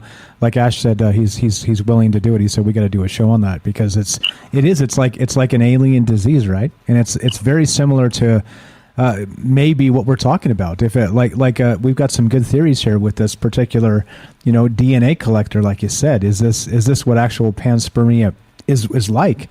It's been theorized that panspermia is these comets fly around the cosmos and they're dropping these particles on different planets, and that's seeding life everywhere, right? But what if there's a particular thing like this that's not only doing that in its most basic form, it's also collecting DNA from all over the damn place and then dropping complex multi-being like DNA, and that's how evolution actually happens, through something like that instead of like the long term, and it would explain a lot of the inconsistencies with Darwin's theories, right? There's some holes in those theories, so maybe it's something like this happening instead, right? Lots here. It's weird, man. Weird. When I first saw this article, I was like, oh crap. how are we going to handle this? Yeah, weird, right? Who actually portrays a lot of that shit is Hollywood as well. Because the last one, I was just talking with Michelle too about it. It was the last one I kind of remember that it was kind of like a black goo, and they just used a drop of it. It was on the show Prometheus. Yeah, it's kind of like the Aliens, prequel or something like that. You ever seen that show? I have not. No. Yeah, Prometheus. Anyway, they have the robot. They have another android that's on the show. That's but he's trying to poison or like get that into somebody else's body. The whole point of it, but all he needed was just like a little drop, and it looked like that black goo. He just needed one drop in it, and he made a drink for this guy. Like they were playing pool or something, and as soon as it got into him, yeah, it just like you could tell it was changing him. And all it is DNA too. Just like I've always talked about before, is you want to know all the secrets too. It's all going to be in the DNA. So-called junk DNA, they don't even know what the hell it is. And then, it's just kind of ignorant of them just even calling it junk DNA. I agree 100%. We've talked about that before. It's like, oh, well, we don't understand it, so it must be garbage. Thanks, science. You're the best. Come on now. That's ridiculous. It's like most of it, too. It's like most of the data is the junk DNA. Yeah. It's a huge percent, yeah. There's Yeah. So, I don't know, man. I just wanted to kind of throw a couple things in there with that, but yeah, I kind of run into someone like that, but yeah, it's kind of strange that they're bringing this stuff up. You know what I mean? And it could be like they said, just like you said too earlier about asteroids, seeding life and stuff like that. I mean, I could kind of see that happening, but to have that would be something pretty incredible. I know they claim to have some petrified stuff on asteroids, but you know what I mean? I don't know how it could survive, dead of space and then, the re-entry into a planet. That's pretty. Oh, and speaking of asteroids, one thing that was interesting to me is, not to get off subject real quick, but asteroids, they claim to have, asteroid where, they contacted the ground, whatever. But then you see where they have big ass asteroids where they're just like, they find them laying on the ground. Like there was no impact. There's nothing. And these things are huge. That's another, I've always pondered some of that question as well. Yeah. Go ahead, Ash. I'm playing your Billie Eilish, by the way. I'll just have it on loop. But yeah, so I think you're right. Go ahead, man. Oh yeah. It's like, who's dropping these things off? Because if they were coming in through the atmosphere, they would burn up or make a severe impact. Yeah. So it's not even possible unless they were like catching enough friction that they floated down, but they're just rocks. It doesn't make any sense at all, and how that's possible, And well, we have like so not here's a couple things that are weird, right? It doesn't make sense like in the terrestrial realm of things, but there's like they found actual living organisms outside the International Space Station, right? The tardigrades have been proven to exist and live in these vacuums and these high radiation areas, which would be space, right? And then they're able to lie dormant for hundreds of years. So who knows? How long could that be? Thousands, millions? Who knows? So if you have some sort of a actual entity that can do this and just lay dormant until they get dropped on another planet, I mean, it stands to reason that this stuff is real. It's not just science fiction. There's some actual science out there that backs up this type of hypothesis. So I don't think it's that far out of the realm of possibility here at all. Oh no, I'm not saying that it wasn't. I just, to me, it just kind of, that would be a very strong, you know what I mean? If something like that is happening, unless they're saying that it landed in a big chunk and it cracked in half and somehow it got out. You know what I mean? Because on the outer surface, there's no way in hell that could,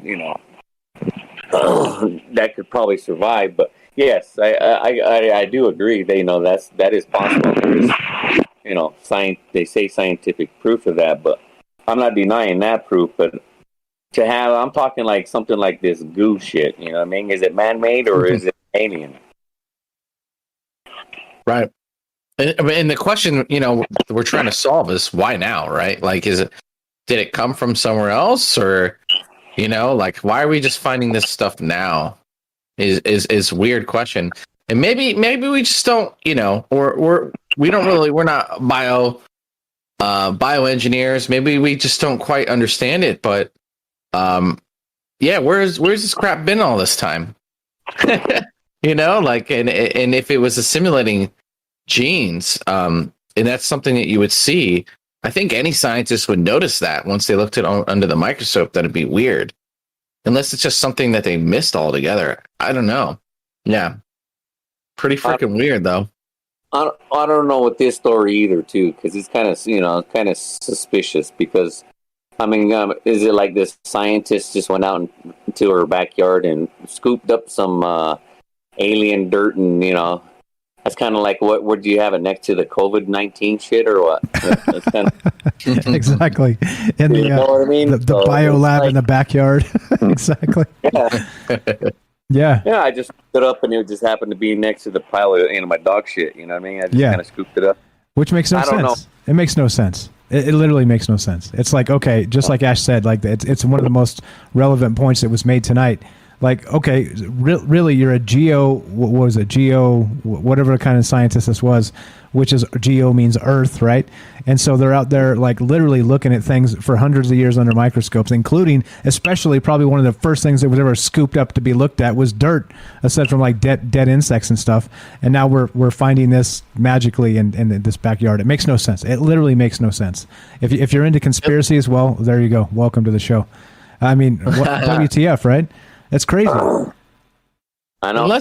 Unless the technology behind it has become okay. So I know with CRISPR, I was studying it, that basically like there was this process that used to take months, and CRISPR was able to cut a specific process. It was able to do a lot of things, but this one process down to like a few days, which allows progress like much faster. So I'm wondering maybe with the advancement of technology, maybe the more casual person could run it. But even still then, you're still scooping dirt, like sometimes. And it's not in any of that dirt ever. Is this how often does this thing occur? Is this everywhere? Is it just in this dude's backyard? Like what the hell? Like, I don't know. Right? Like where the hell is it?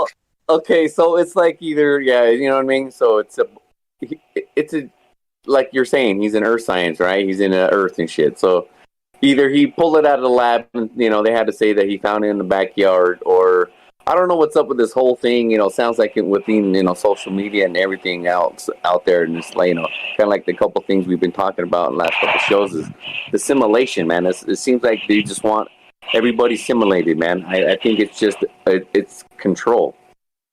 I think, with all this 5G shit too, you know what I mean? I don't understand why you need a tower every 10 houses.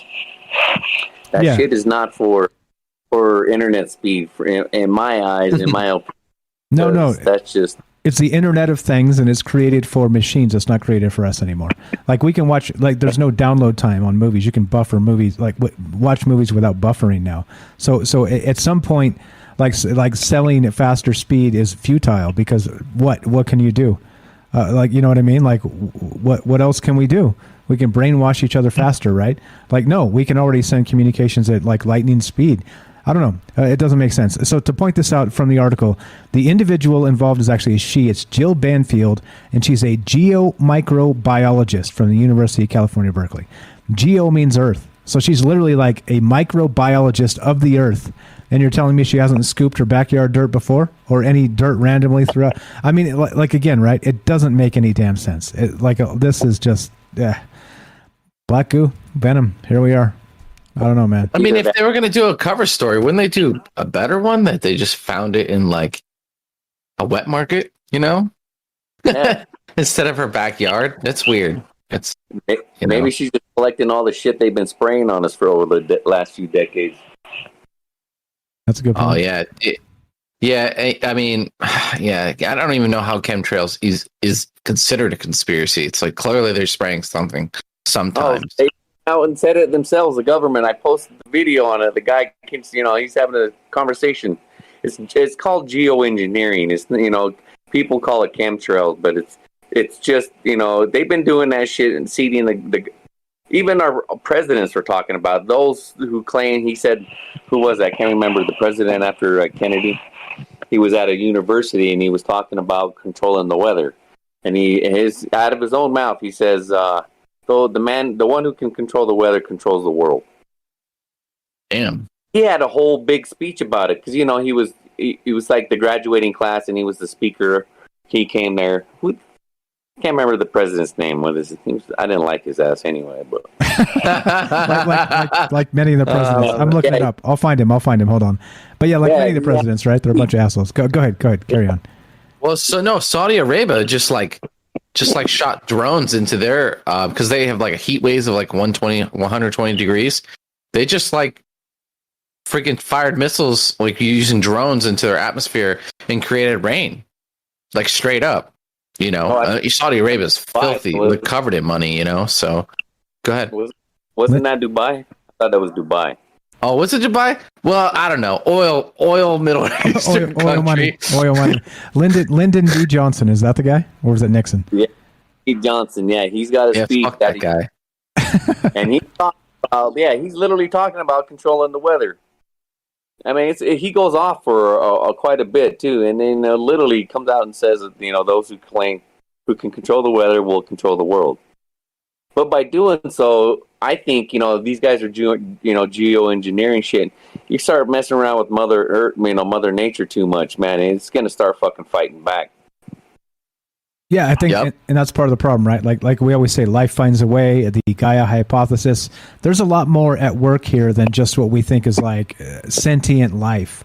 And I think the Earth has defense mechanisms. It knows when to sort of shut down and restart. Right? It's done it a ton of times over the course of Earth's history, and I don't think it's an accident. Right? I think that these geological cycles, whatever they happen to be, are maybe planned. Right? Like maybe pre-planned as ways to stop us from destroying the Earth. Right? It wouldn't surprise me. It wouldn't surprise me if things we do eventually trigger kind of a backlash from not to say that Earth is like a living entity, but I think that it's probably knows enough to when to cast us off like a bad case of fleas, right?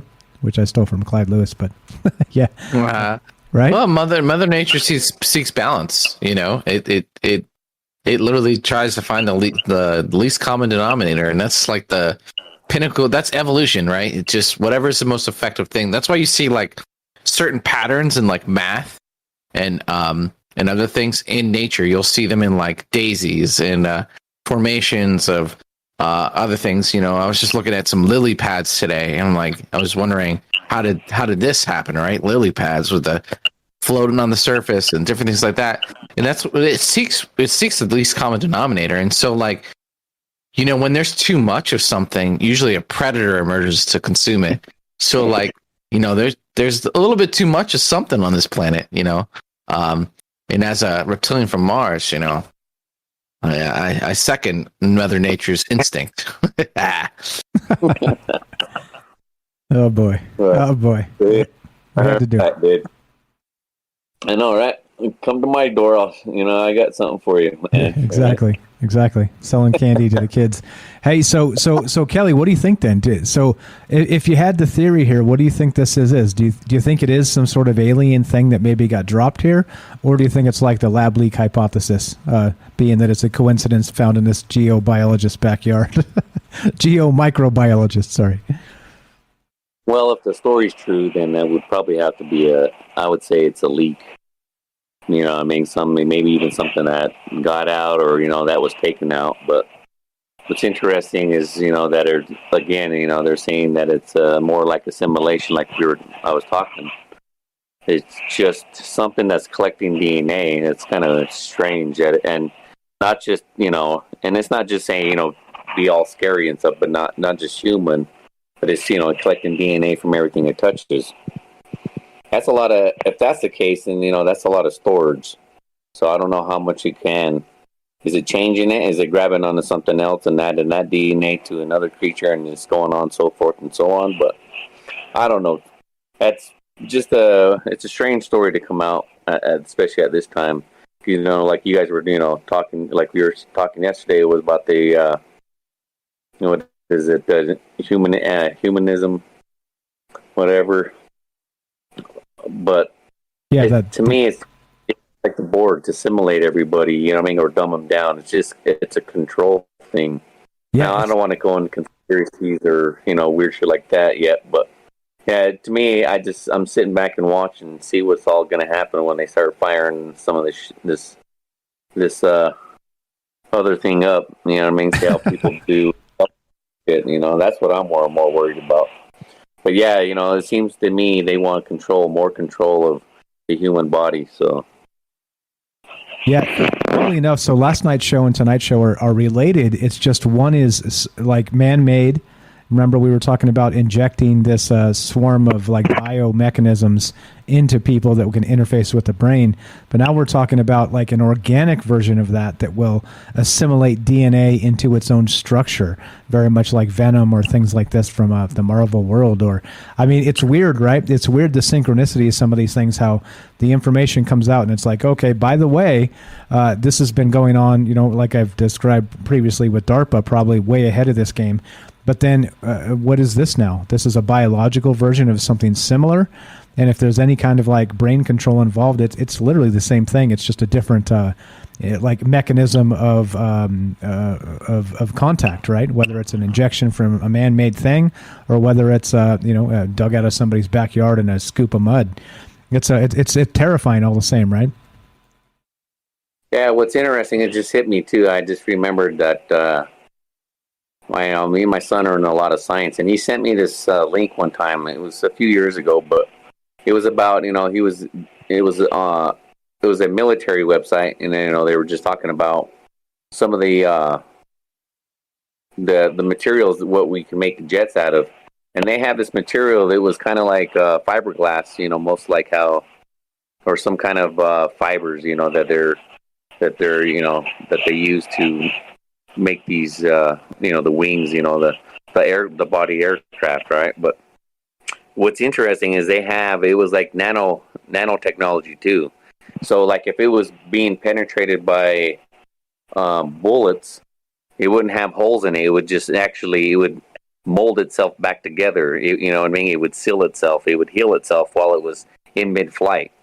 So it was nanotechnology, and it would seal it up so much, even if like you hit the fuel tanks, even seal that up too as well. So the whole body more or less was made out of this fiber. It was man-made, of course, but yeah, they had this technology. It was nanotechnology where it could seal itself back up.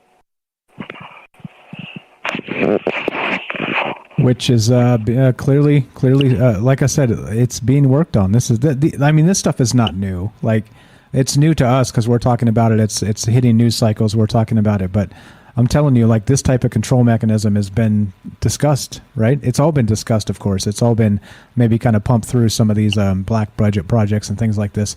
Clearly we can't say, look, here's the smoking gun proof, but I mean, just think about it, right? Like, I mean, the government was trying remote viewing in the 60s, for crying out loud. If they're going to do that, then they're going to literally go down every avenue possible to try and find this crazy stuff. So yeah, 100%. Anything there, Ash? Yeah, I don't know, man. Like, it's tough because, like, at the end of the day, this is like such a crazy story. That it's there's not a lot of information. You know what I'm saying? It's like this thing's collecting DNA. There are a lot of details that need to be known. Like, how prevalent is it? To what degree? How does this manifest? What does that even mean, right? And so, just this light article, just kind of glossing over it. It just, I don't know. It just seems as if the ramifications of something like this are deserve more expedition, right? And more coverage. So I'm hoping that as things progress, maybe we'll find out more. I think it's going to be one of two things. It pops up and it goes away forever, and don't freaking hear about it for another 10 years, or it's something, a precursor to some sort of new tech or new progress. And it may take 3 different pivots from that point, but I suspect it's going somewhere. I mean, assimilating DNA. Someone mentioned before as being a bridge between species. You know how a lot of people argue against evolution. They're always looking for they're looking for that halfway point. What do they call that? What's the word for it? They'll say the missing link. The missing right? link. Yeah. Like the missing link between humans and apes is like that exact middle point. And it's interesting. Can this accelerate that process? Or maybe this is that process. Maybe this is something that gets assimilated into other creatures and allows them to have this ability. You know, we ourselves are just a collection of like little dudes, right? Like cells, and those cells are collected into different things, which are organs, right? That we're just like a hive of creatures ourselves.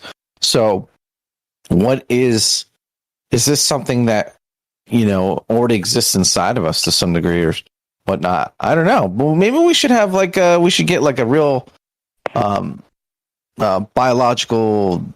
biologically educated. See, I'm so stupid. Like, I don't even know what to say. Like, you know, like someone who knows about this stuff. Somebody who's not stupid. Well, I think like anything, the unfortunate part is, right, you have to have, so if you go into academia, right, and you're like, okay, can you give us your take on this? It's basically going to be like a gatekeeper that's like smacks everything down and is like, you guys are stupid, you don't understand how this works. Right. Or it's going to be somebody with an open mind that would discuss possibilities with you. And I think that's part of the problem with kind of reaching into academic life, is that you get the people with open minds and you get the people that have been indoctrinated and just say that, look, if it's not in the book, it doesn't exist, right? And that's the issue. That's part of the problem why just kind of generally reaching out is you know, you're going to get kicked in the nuts most times, right? Unfortunately, I think. But there are people out there that are brave enough to say, yeah, you know, like this could be bad. Like this could be bad stuff. This could be good stuff.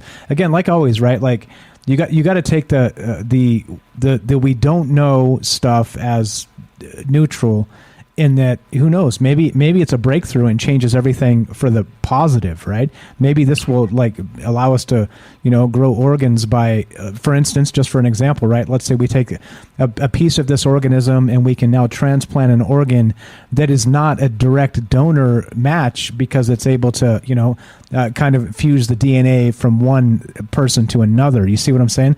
So like, point being is that like there could be some positives here. And it's okay, like that's not a troubled minds thing to talk about. So, you know what I mean? But I just want you to realize we're not just shitting on everything and saying doom is here. It's not that, right? This could be an amazing discovery. It's just that where that leads us from now till then is part of the discussion here. So just to throw that out there, right? It doesn't always have to be doom and gloom, right? Yeah, it could probably even maybe it would update our DNA. Who knows? Yeah, like help us out. It could be a fix somehow. Yeah, for maybe genetic disorders and things like this. It's hard to say. That's what they're saying about CRISPR now. And so this micro geobiologist is saying that they have some reason to believe that this is as an exciting discovery as CRISPR. So I don't know.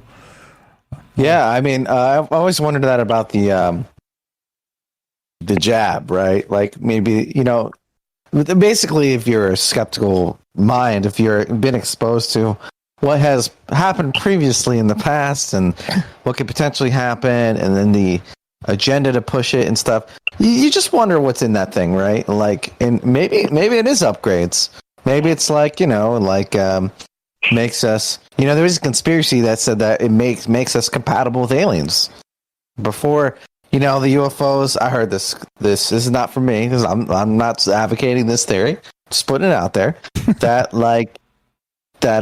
you know, before the Bleep Blop 5 comes out, they want to make sure that we can be around them, and that this needs to be, for whatever reason, needs to be distributed before we can like make contact with them and physically be present.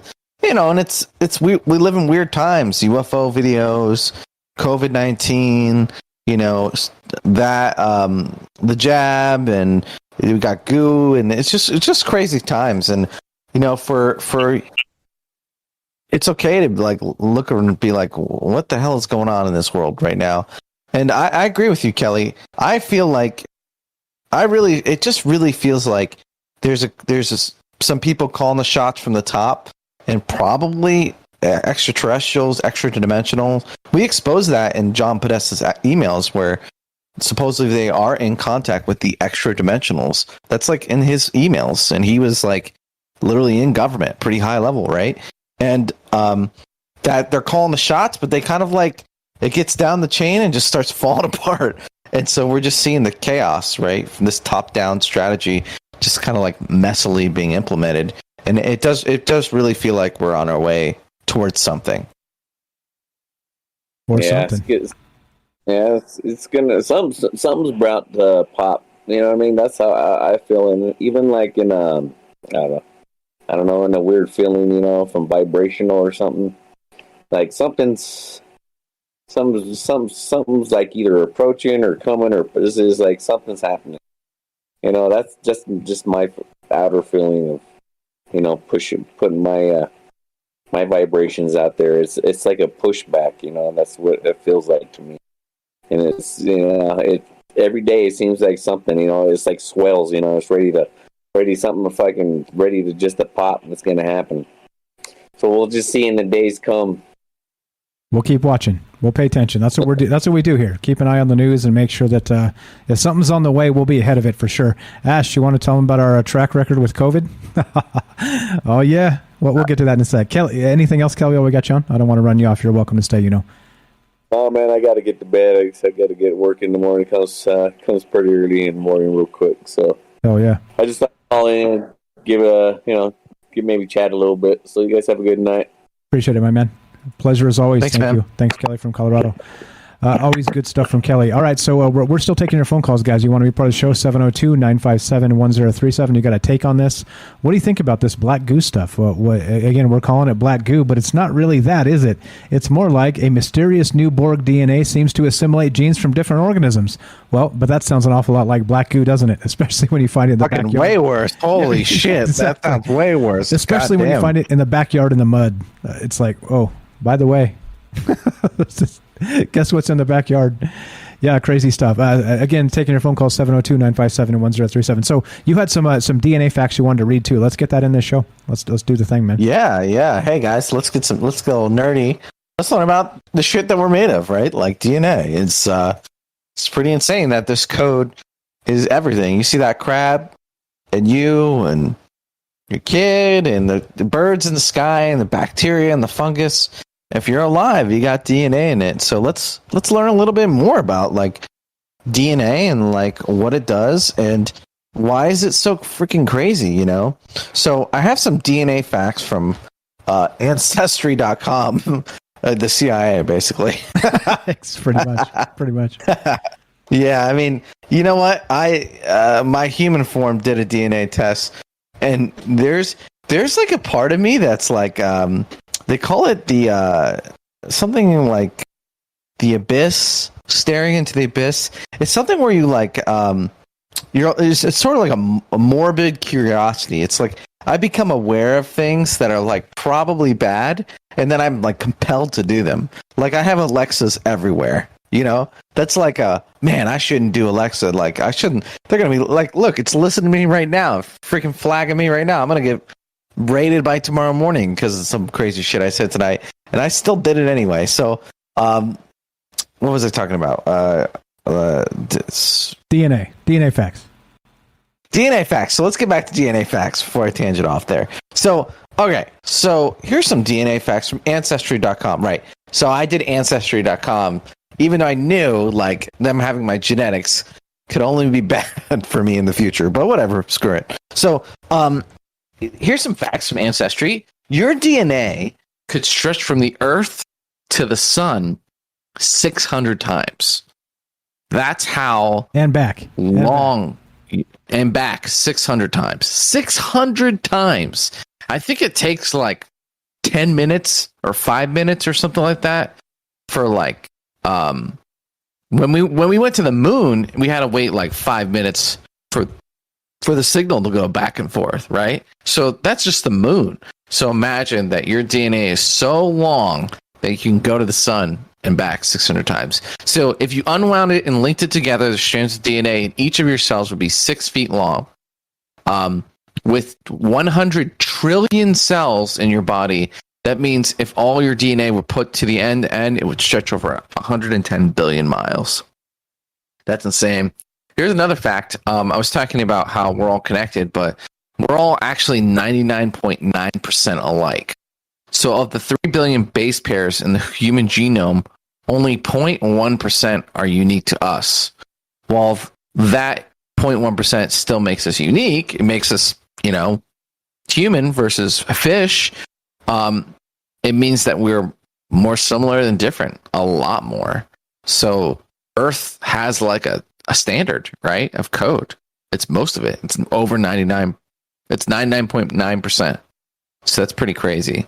Wait, I think I read that right. The billion the human genome unique to us. Well, that. Oh, okay, yeah, literally to humans. And so race is even like, people talk about racism. It doesn't even make sense. Racism doesn't even make sense because the variations between us are so minute in our code base and our DNA. It's literally nothing. You couldn't even point it out, right? It's like what collection of attributes are you even talking about, right? That we're more similar to the fish than not. So pretty nuts. Yeah, so your genes only make up 3% of your DNA. So that's basically all the programming. And the rest of the DNA controls the activity of your genes. A DNA test can reveal that you're more Irish than your siblings, meaning that, as DNA is passed on, there's so much variation that there could be pretty significant variation that you could just get, you could be like Pocahontas. What's her name? Where you just Pocahontas? wait. What's that politician? Pocahontas. Pocahontas. Elizabeth Warren. Yeah, where you have Native American in your gene pool, but you don't have quite enough to really use it as a politician to virtue signal. So she got like politics. Yeah, she got and race is another thing entirely. That's like I know someone who's like that. They have a lot of Puerto Rican pride. And then they did DNA tests, and it's like you're just a European who stopped in Puerto Rico for 2 generations. Exactly. Point being, you guys see the hue of my skin here. My whole family's Mexican on one side. Like literally, like if you saw my brother and my sister, you would be like, "Wow, they're Mexican." You look at me, and I'm like I always call myself a soap opera Mexican, which is why, to Ash's point, like it pisses me off. It's true though, right? Like it pisses me off that people are so like locked into how so it's not even about like genetics or nationality or any of that.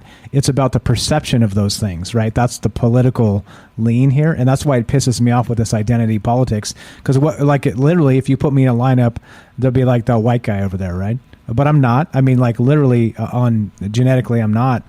It's just that like I look that way. So it's not even the reality of the situation. It's the perception of what you want to perceive as your political, right? Like it's a bunch of bullshit. Right. It's bullshit. It's all bullshit.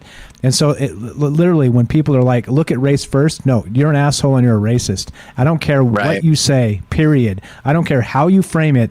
If you're literally looking at race first all the time, you're a racist. And that's it. Like if you're not looking at people first as people, I'm sorry. Like I'll debate anybody on that too. Like if you want to come on and twist that shit 7 ways from Sunday, I'll fucking cut to the chase and be like, well, what am I?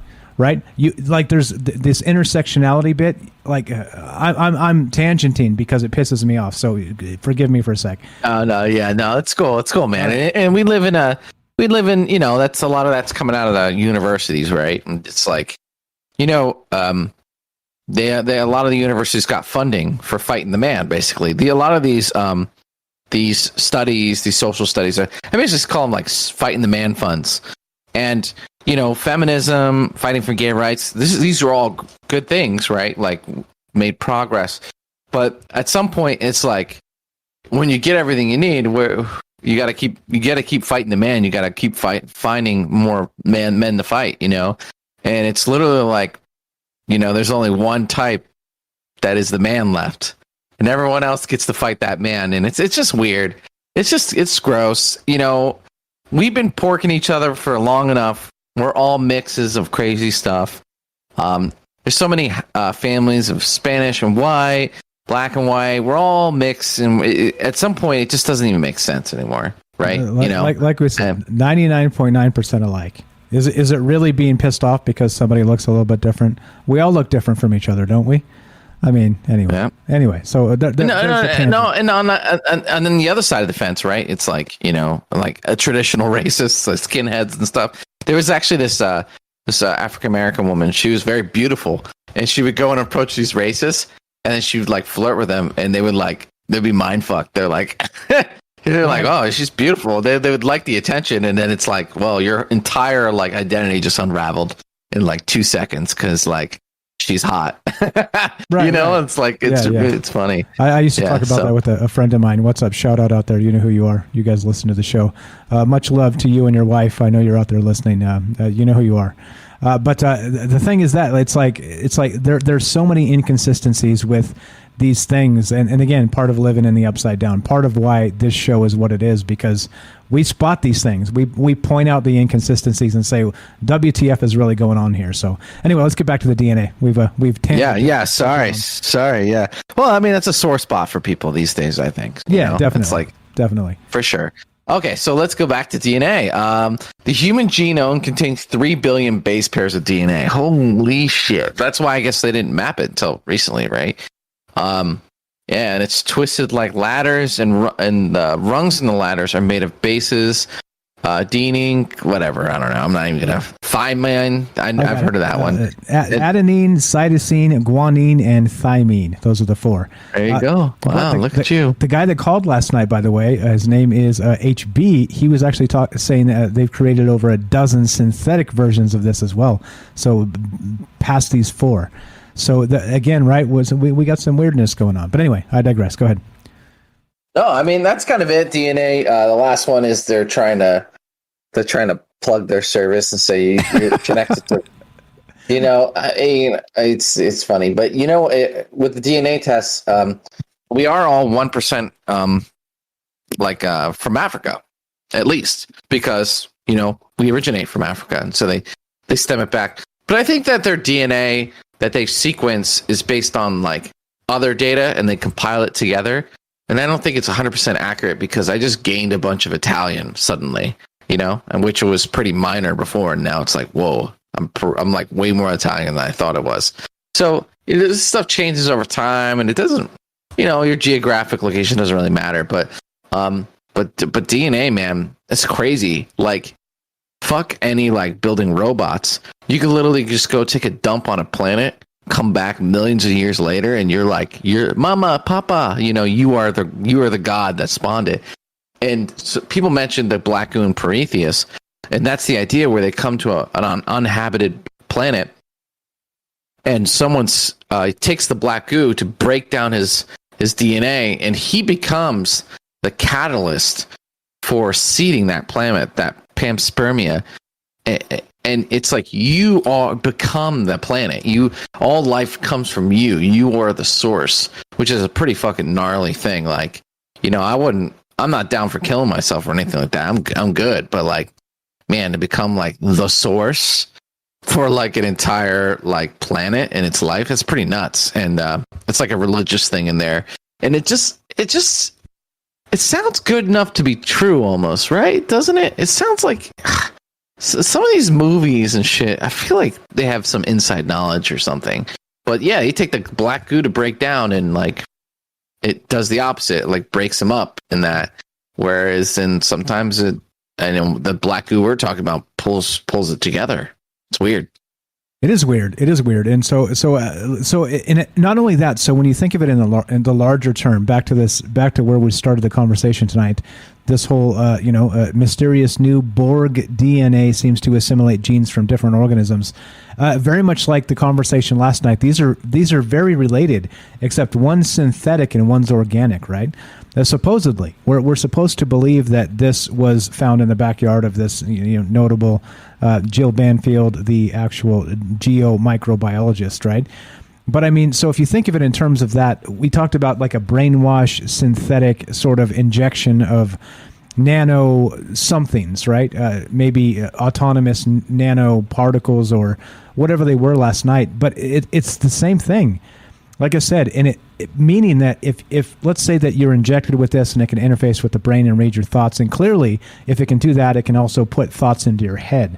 And so, like I said last night, is sort of the conversation that also leads into tonight, and this right here is that if you have that and there's something in you, whether it's going to be synthetic or it's organic, and it creates something within you that makes you not you anymore, that becomes an alien, right? And so maybe not extraterrestrial like the normal definition of alien, but it becomes something not you.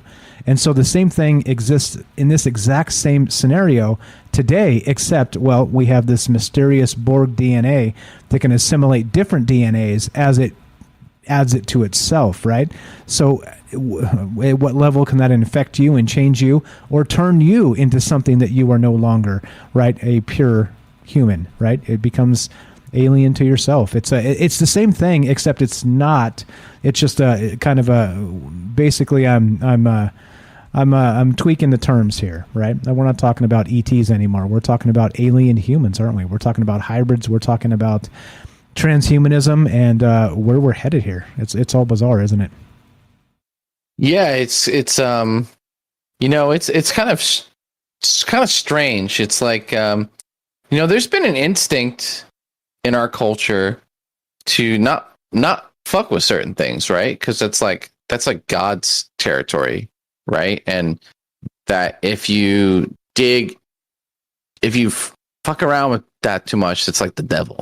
You know what I'm talking about? There's been like this, like when cloning came about, they were like, we shouldn't do this. This is like God's territory, right? Where we're just simple creatures. And there's a wisdom in that. I'm not saying that should be the case. I'm just saying that is a perspective that should be like maintained as we like move forward with all this crazy shit that's going on, and look, what if this thing was created in a lab and they're like, oh fuck, it got out, and now they're just trying to get ahead of the story before this thing starts doing some crazy stuff. I watched this show where there was like this ant, and in the show, this ant could like consume other things and like acquire its attributes. Well, it started accidentally consuming some like a dead person, and it started gaining more and more intelligence as it consumed more people, and it got out of hand. It became this like, once it got to a certain competency, it became like a super organism. That like attribute of like stealing the qualities of other organisms is somewhat insane, right? Like that's like the Venom, the chimeras, right? And I'm surprised Kelly didn't mention this. The story of the giants is basically like, at some point the gods were fucking around with DNA too much, and they created these giants from humans and them, and the giants were like eating people and like kind of crazy, and you know what I'm saying? And there was like giant stones, and so we say that these stories are based on fiction, but there are like huge platforms and rocks that look like they were for a prior civilization. And I'm not saying giants are real, but in a lot of literature, a commonality is giants, and that the flood was like, there's too much crazy shit going on, and then they used the flood to reset planet, right? The Great and to Reset. like get rid of the ancient Great Reset. And the giants owned nothing, and they were happy. They were happy. Exactly right. Exactly right. Yeah. Well, again, history repeats itself, doesn't it? And if it's not a flood, it's something else the next time. That's for damn sure. Yep. Yeah. I mean, it's crazy. It's like, it's just frustrating. It's like, what is this reality that we live in that we are allowed to explore? It feels like a children's version of reality, right? And so, I think people, especially people who listen to the show, they just want to know more, man. They freaking look at the world. They just want to know, and they're curious and creative and putting two and two together. And I mean, like, dude, just CRISPR, the ramifications of CRISPR. I watched this whole series about it. How like, okay, if you can have a 6-foot baby, I want a 6-foot baby. And then he wants a 6-foot baby. And then he wants to be immune to all diseases. So does he. So then what happens? Like, the designer babies roll out, but there's this period where inevitability, there's a standard. And then, like, there has to be, we all have to go in this direction. We all have to this and that. And then you look at, like, aliens, like the traditional gray, and they're all, like, basically rubber stamp creations. They're all just, like, the same. So is that, like, naturally where we go, where we kind of lose our humanity? We just rubber stamp ourselves. Once we go, I mean, we're opening the Pandora's box on DNA. DNA is fucking wild. And it's like, because it's what we are. It's what we're made of. I mean, soon you're going to be able to take a pill and change your eye color. Everyone's going to have fucking crazy, these Twitch streamers with like crazy hair and shit. They're going to have like, and they already wear contacts. They're going to have fucking bright blue eyes and like shit sticking out their face that blinks and shit. Like, I just feel like this is where we're going. And some of it's really cool and exciting. It's cyberpunk kind of shit. But then some of it's like, I don't know about that. And it's a good idea. As always, right? A troubled mind is like, wait a minute. Like, that's super fucking righteous, but is that really the best idea for the next step of humanity? Yeah. Right. And here we are. Here we are talking about it. All right, we got to wrap this up, guys. We're right at 3 hours, so perfect timing here. We got Jay to do the outro, J-tro. Final thought on this, Ash. What do you think? J-tro. The J-tro. We're about to do the J-tro. I love it. Yeah. So final thought on this, Ash. We'll go to J-tro. Jay, you're unmuted, so anytime you're ready, buddy. But I don't know. Like, go ahead. I'll give you mine in a sec. Yeah. I mean, I definitely think we need to keep our track of this, right? I think that's the most important thing, and we'll see where this turns out. And it smells a little fishy to me as to how it came about.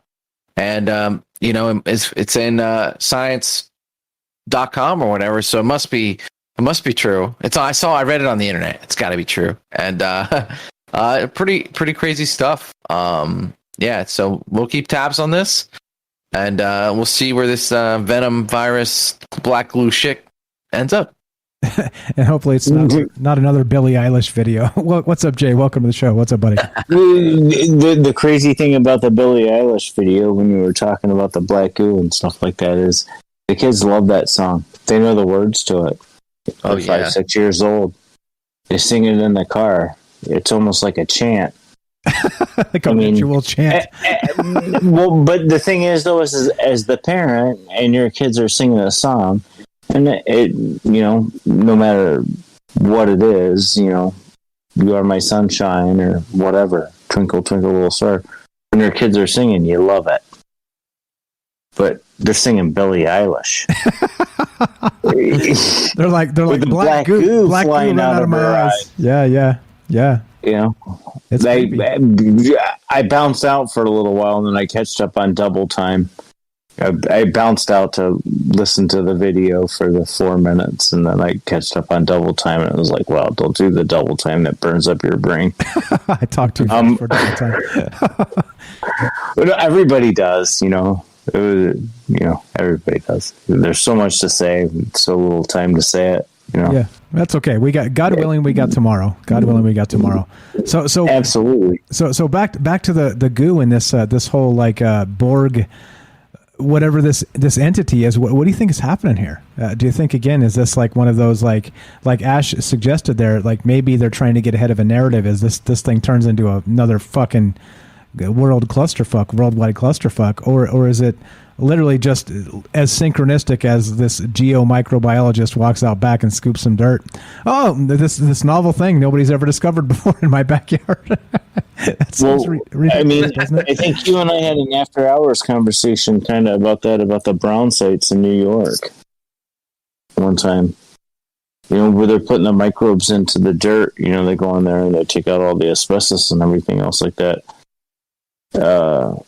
If I start walking down a road I shouldn't, Mike, cut me off quick. Okay. But they do that, and they're just microorganisms, bacteria and stuff like that. Some kid from Cornell decided that if you put them down there in the dirt, it's going to help dissolve the lead or the PCBs or the whatever it is. and turn it back into decent dirt. But, the dogs come by there and eat the grass, the birds, eat the bugs that have been eating the grass and stuff like that. Really, what are we doing to ourselves here? We're talking about that Maxine, that little bitch that always gives us a hard time about talking about anything. Damn her. And, but you're adding something new into the mix. And, Darwin is right on the money for that.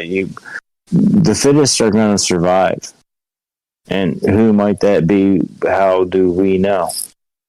You look at it's just, do your best, try to stay alert and informed, but always blowing the brain up. And the show was about the black goo. The black goo? And that's what I'm always saying is you guys are always getting the black goo flowing. It's like coming out of my ears. Maybe I should be thankful because it's oozing out. And it's not in my noggin anymore. But you watch the science fiction shows and video games and stuff that we play and stuff like that. I think at some point they have to give you a little bit of a hint about what they're doing and how much you want to take that for a weight of what it really, really is.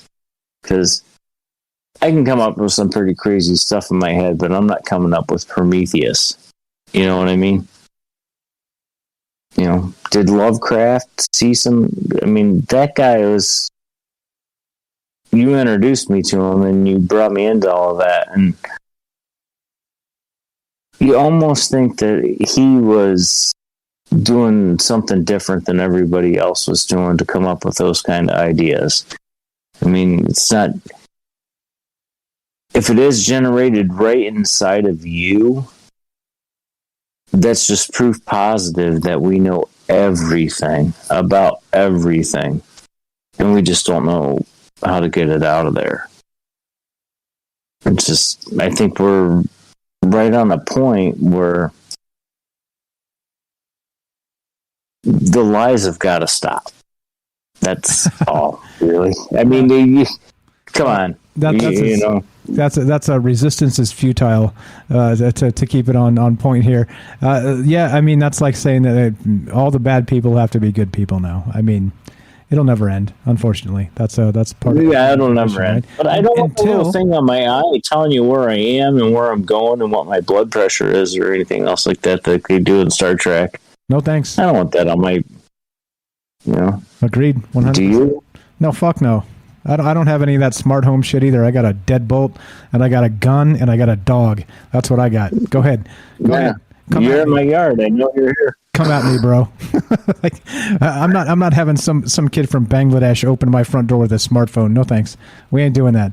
We're not doing that. All right, let's wrap this up. Let's finish up, Ash. Any final thoughts here? You already had one, but anything I want to respond to Jay, and then we'll finish this bitch up. Let's roll it. Ow! Yeah, let's wrap it up. Start howling and making weird noises because we're at the end. Ow! There you go. There it is. You mentioned music videos. I just watched a few. Lady Gaga pops up, and she's doing some fucking Illuminati shit with some shit on her face, and there's like Egyptians and all this symbology. And I'm like, what the fuck? And I'm looking at this shit like, what kind of Freemason bullshit are they fucking trying to download me, right? And I look at the comments, and I'm expecting to see people who go like, holy shit. And they're like, wow, we love you, Lady Gaga. It's so great. You're so creative and special. No, it's like, what the fuck? You don't think redacted comments? Yeah, it's like they can't even. You like what? How much fucking symbology do you need to shove in this goddamn thing before you go? What the fuck am I watching?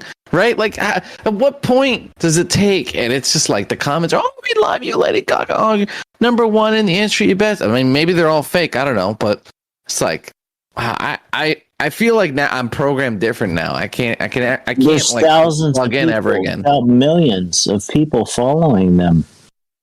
That Billie Eilish video that playing in the background there. I just wanted to check out what it was so I knew what it is because my kids love Billie Eilish. And they're 4 and 5. They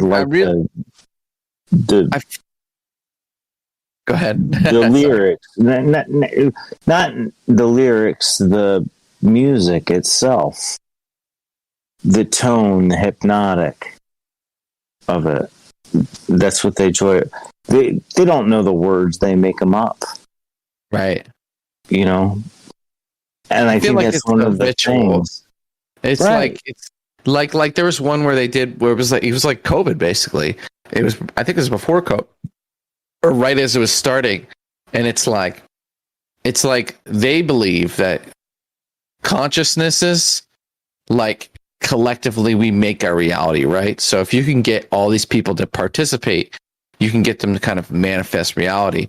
But you're seeing like Hollywood and all that infrastructure, that tool breaking down, and you're seeing society kind of breaking down as a result of that. We don't have this cohesion, this kind of direction. So now they're trying to like remove all these extremities, these extra potential pathways from Facebook and stamp them out so that we don't veer down these paths. And whether that's like through like straight up, rock, like, reality, like you see the thing, the thing, and you could do something, or through this manifestation technique, it's all the same. So anyway, do the propaganda from the 50s and have shows like Leave It to Beaver and Andy Griffith and stuff like that on there, good old American Family, where you got a garden in your backyard and all that. I mean, pay your taxes, fight the commies.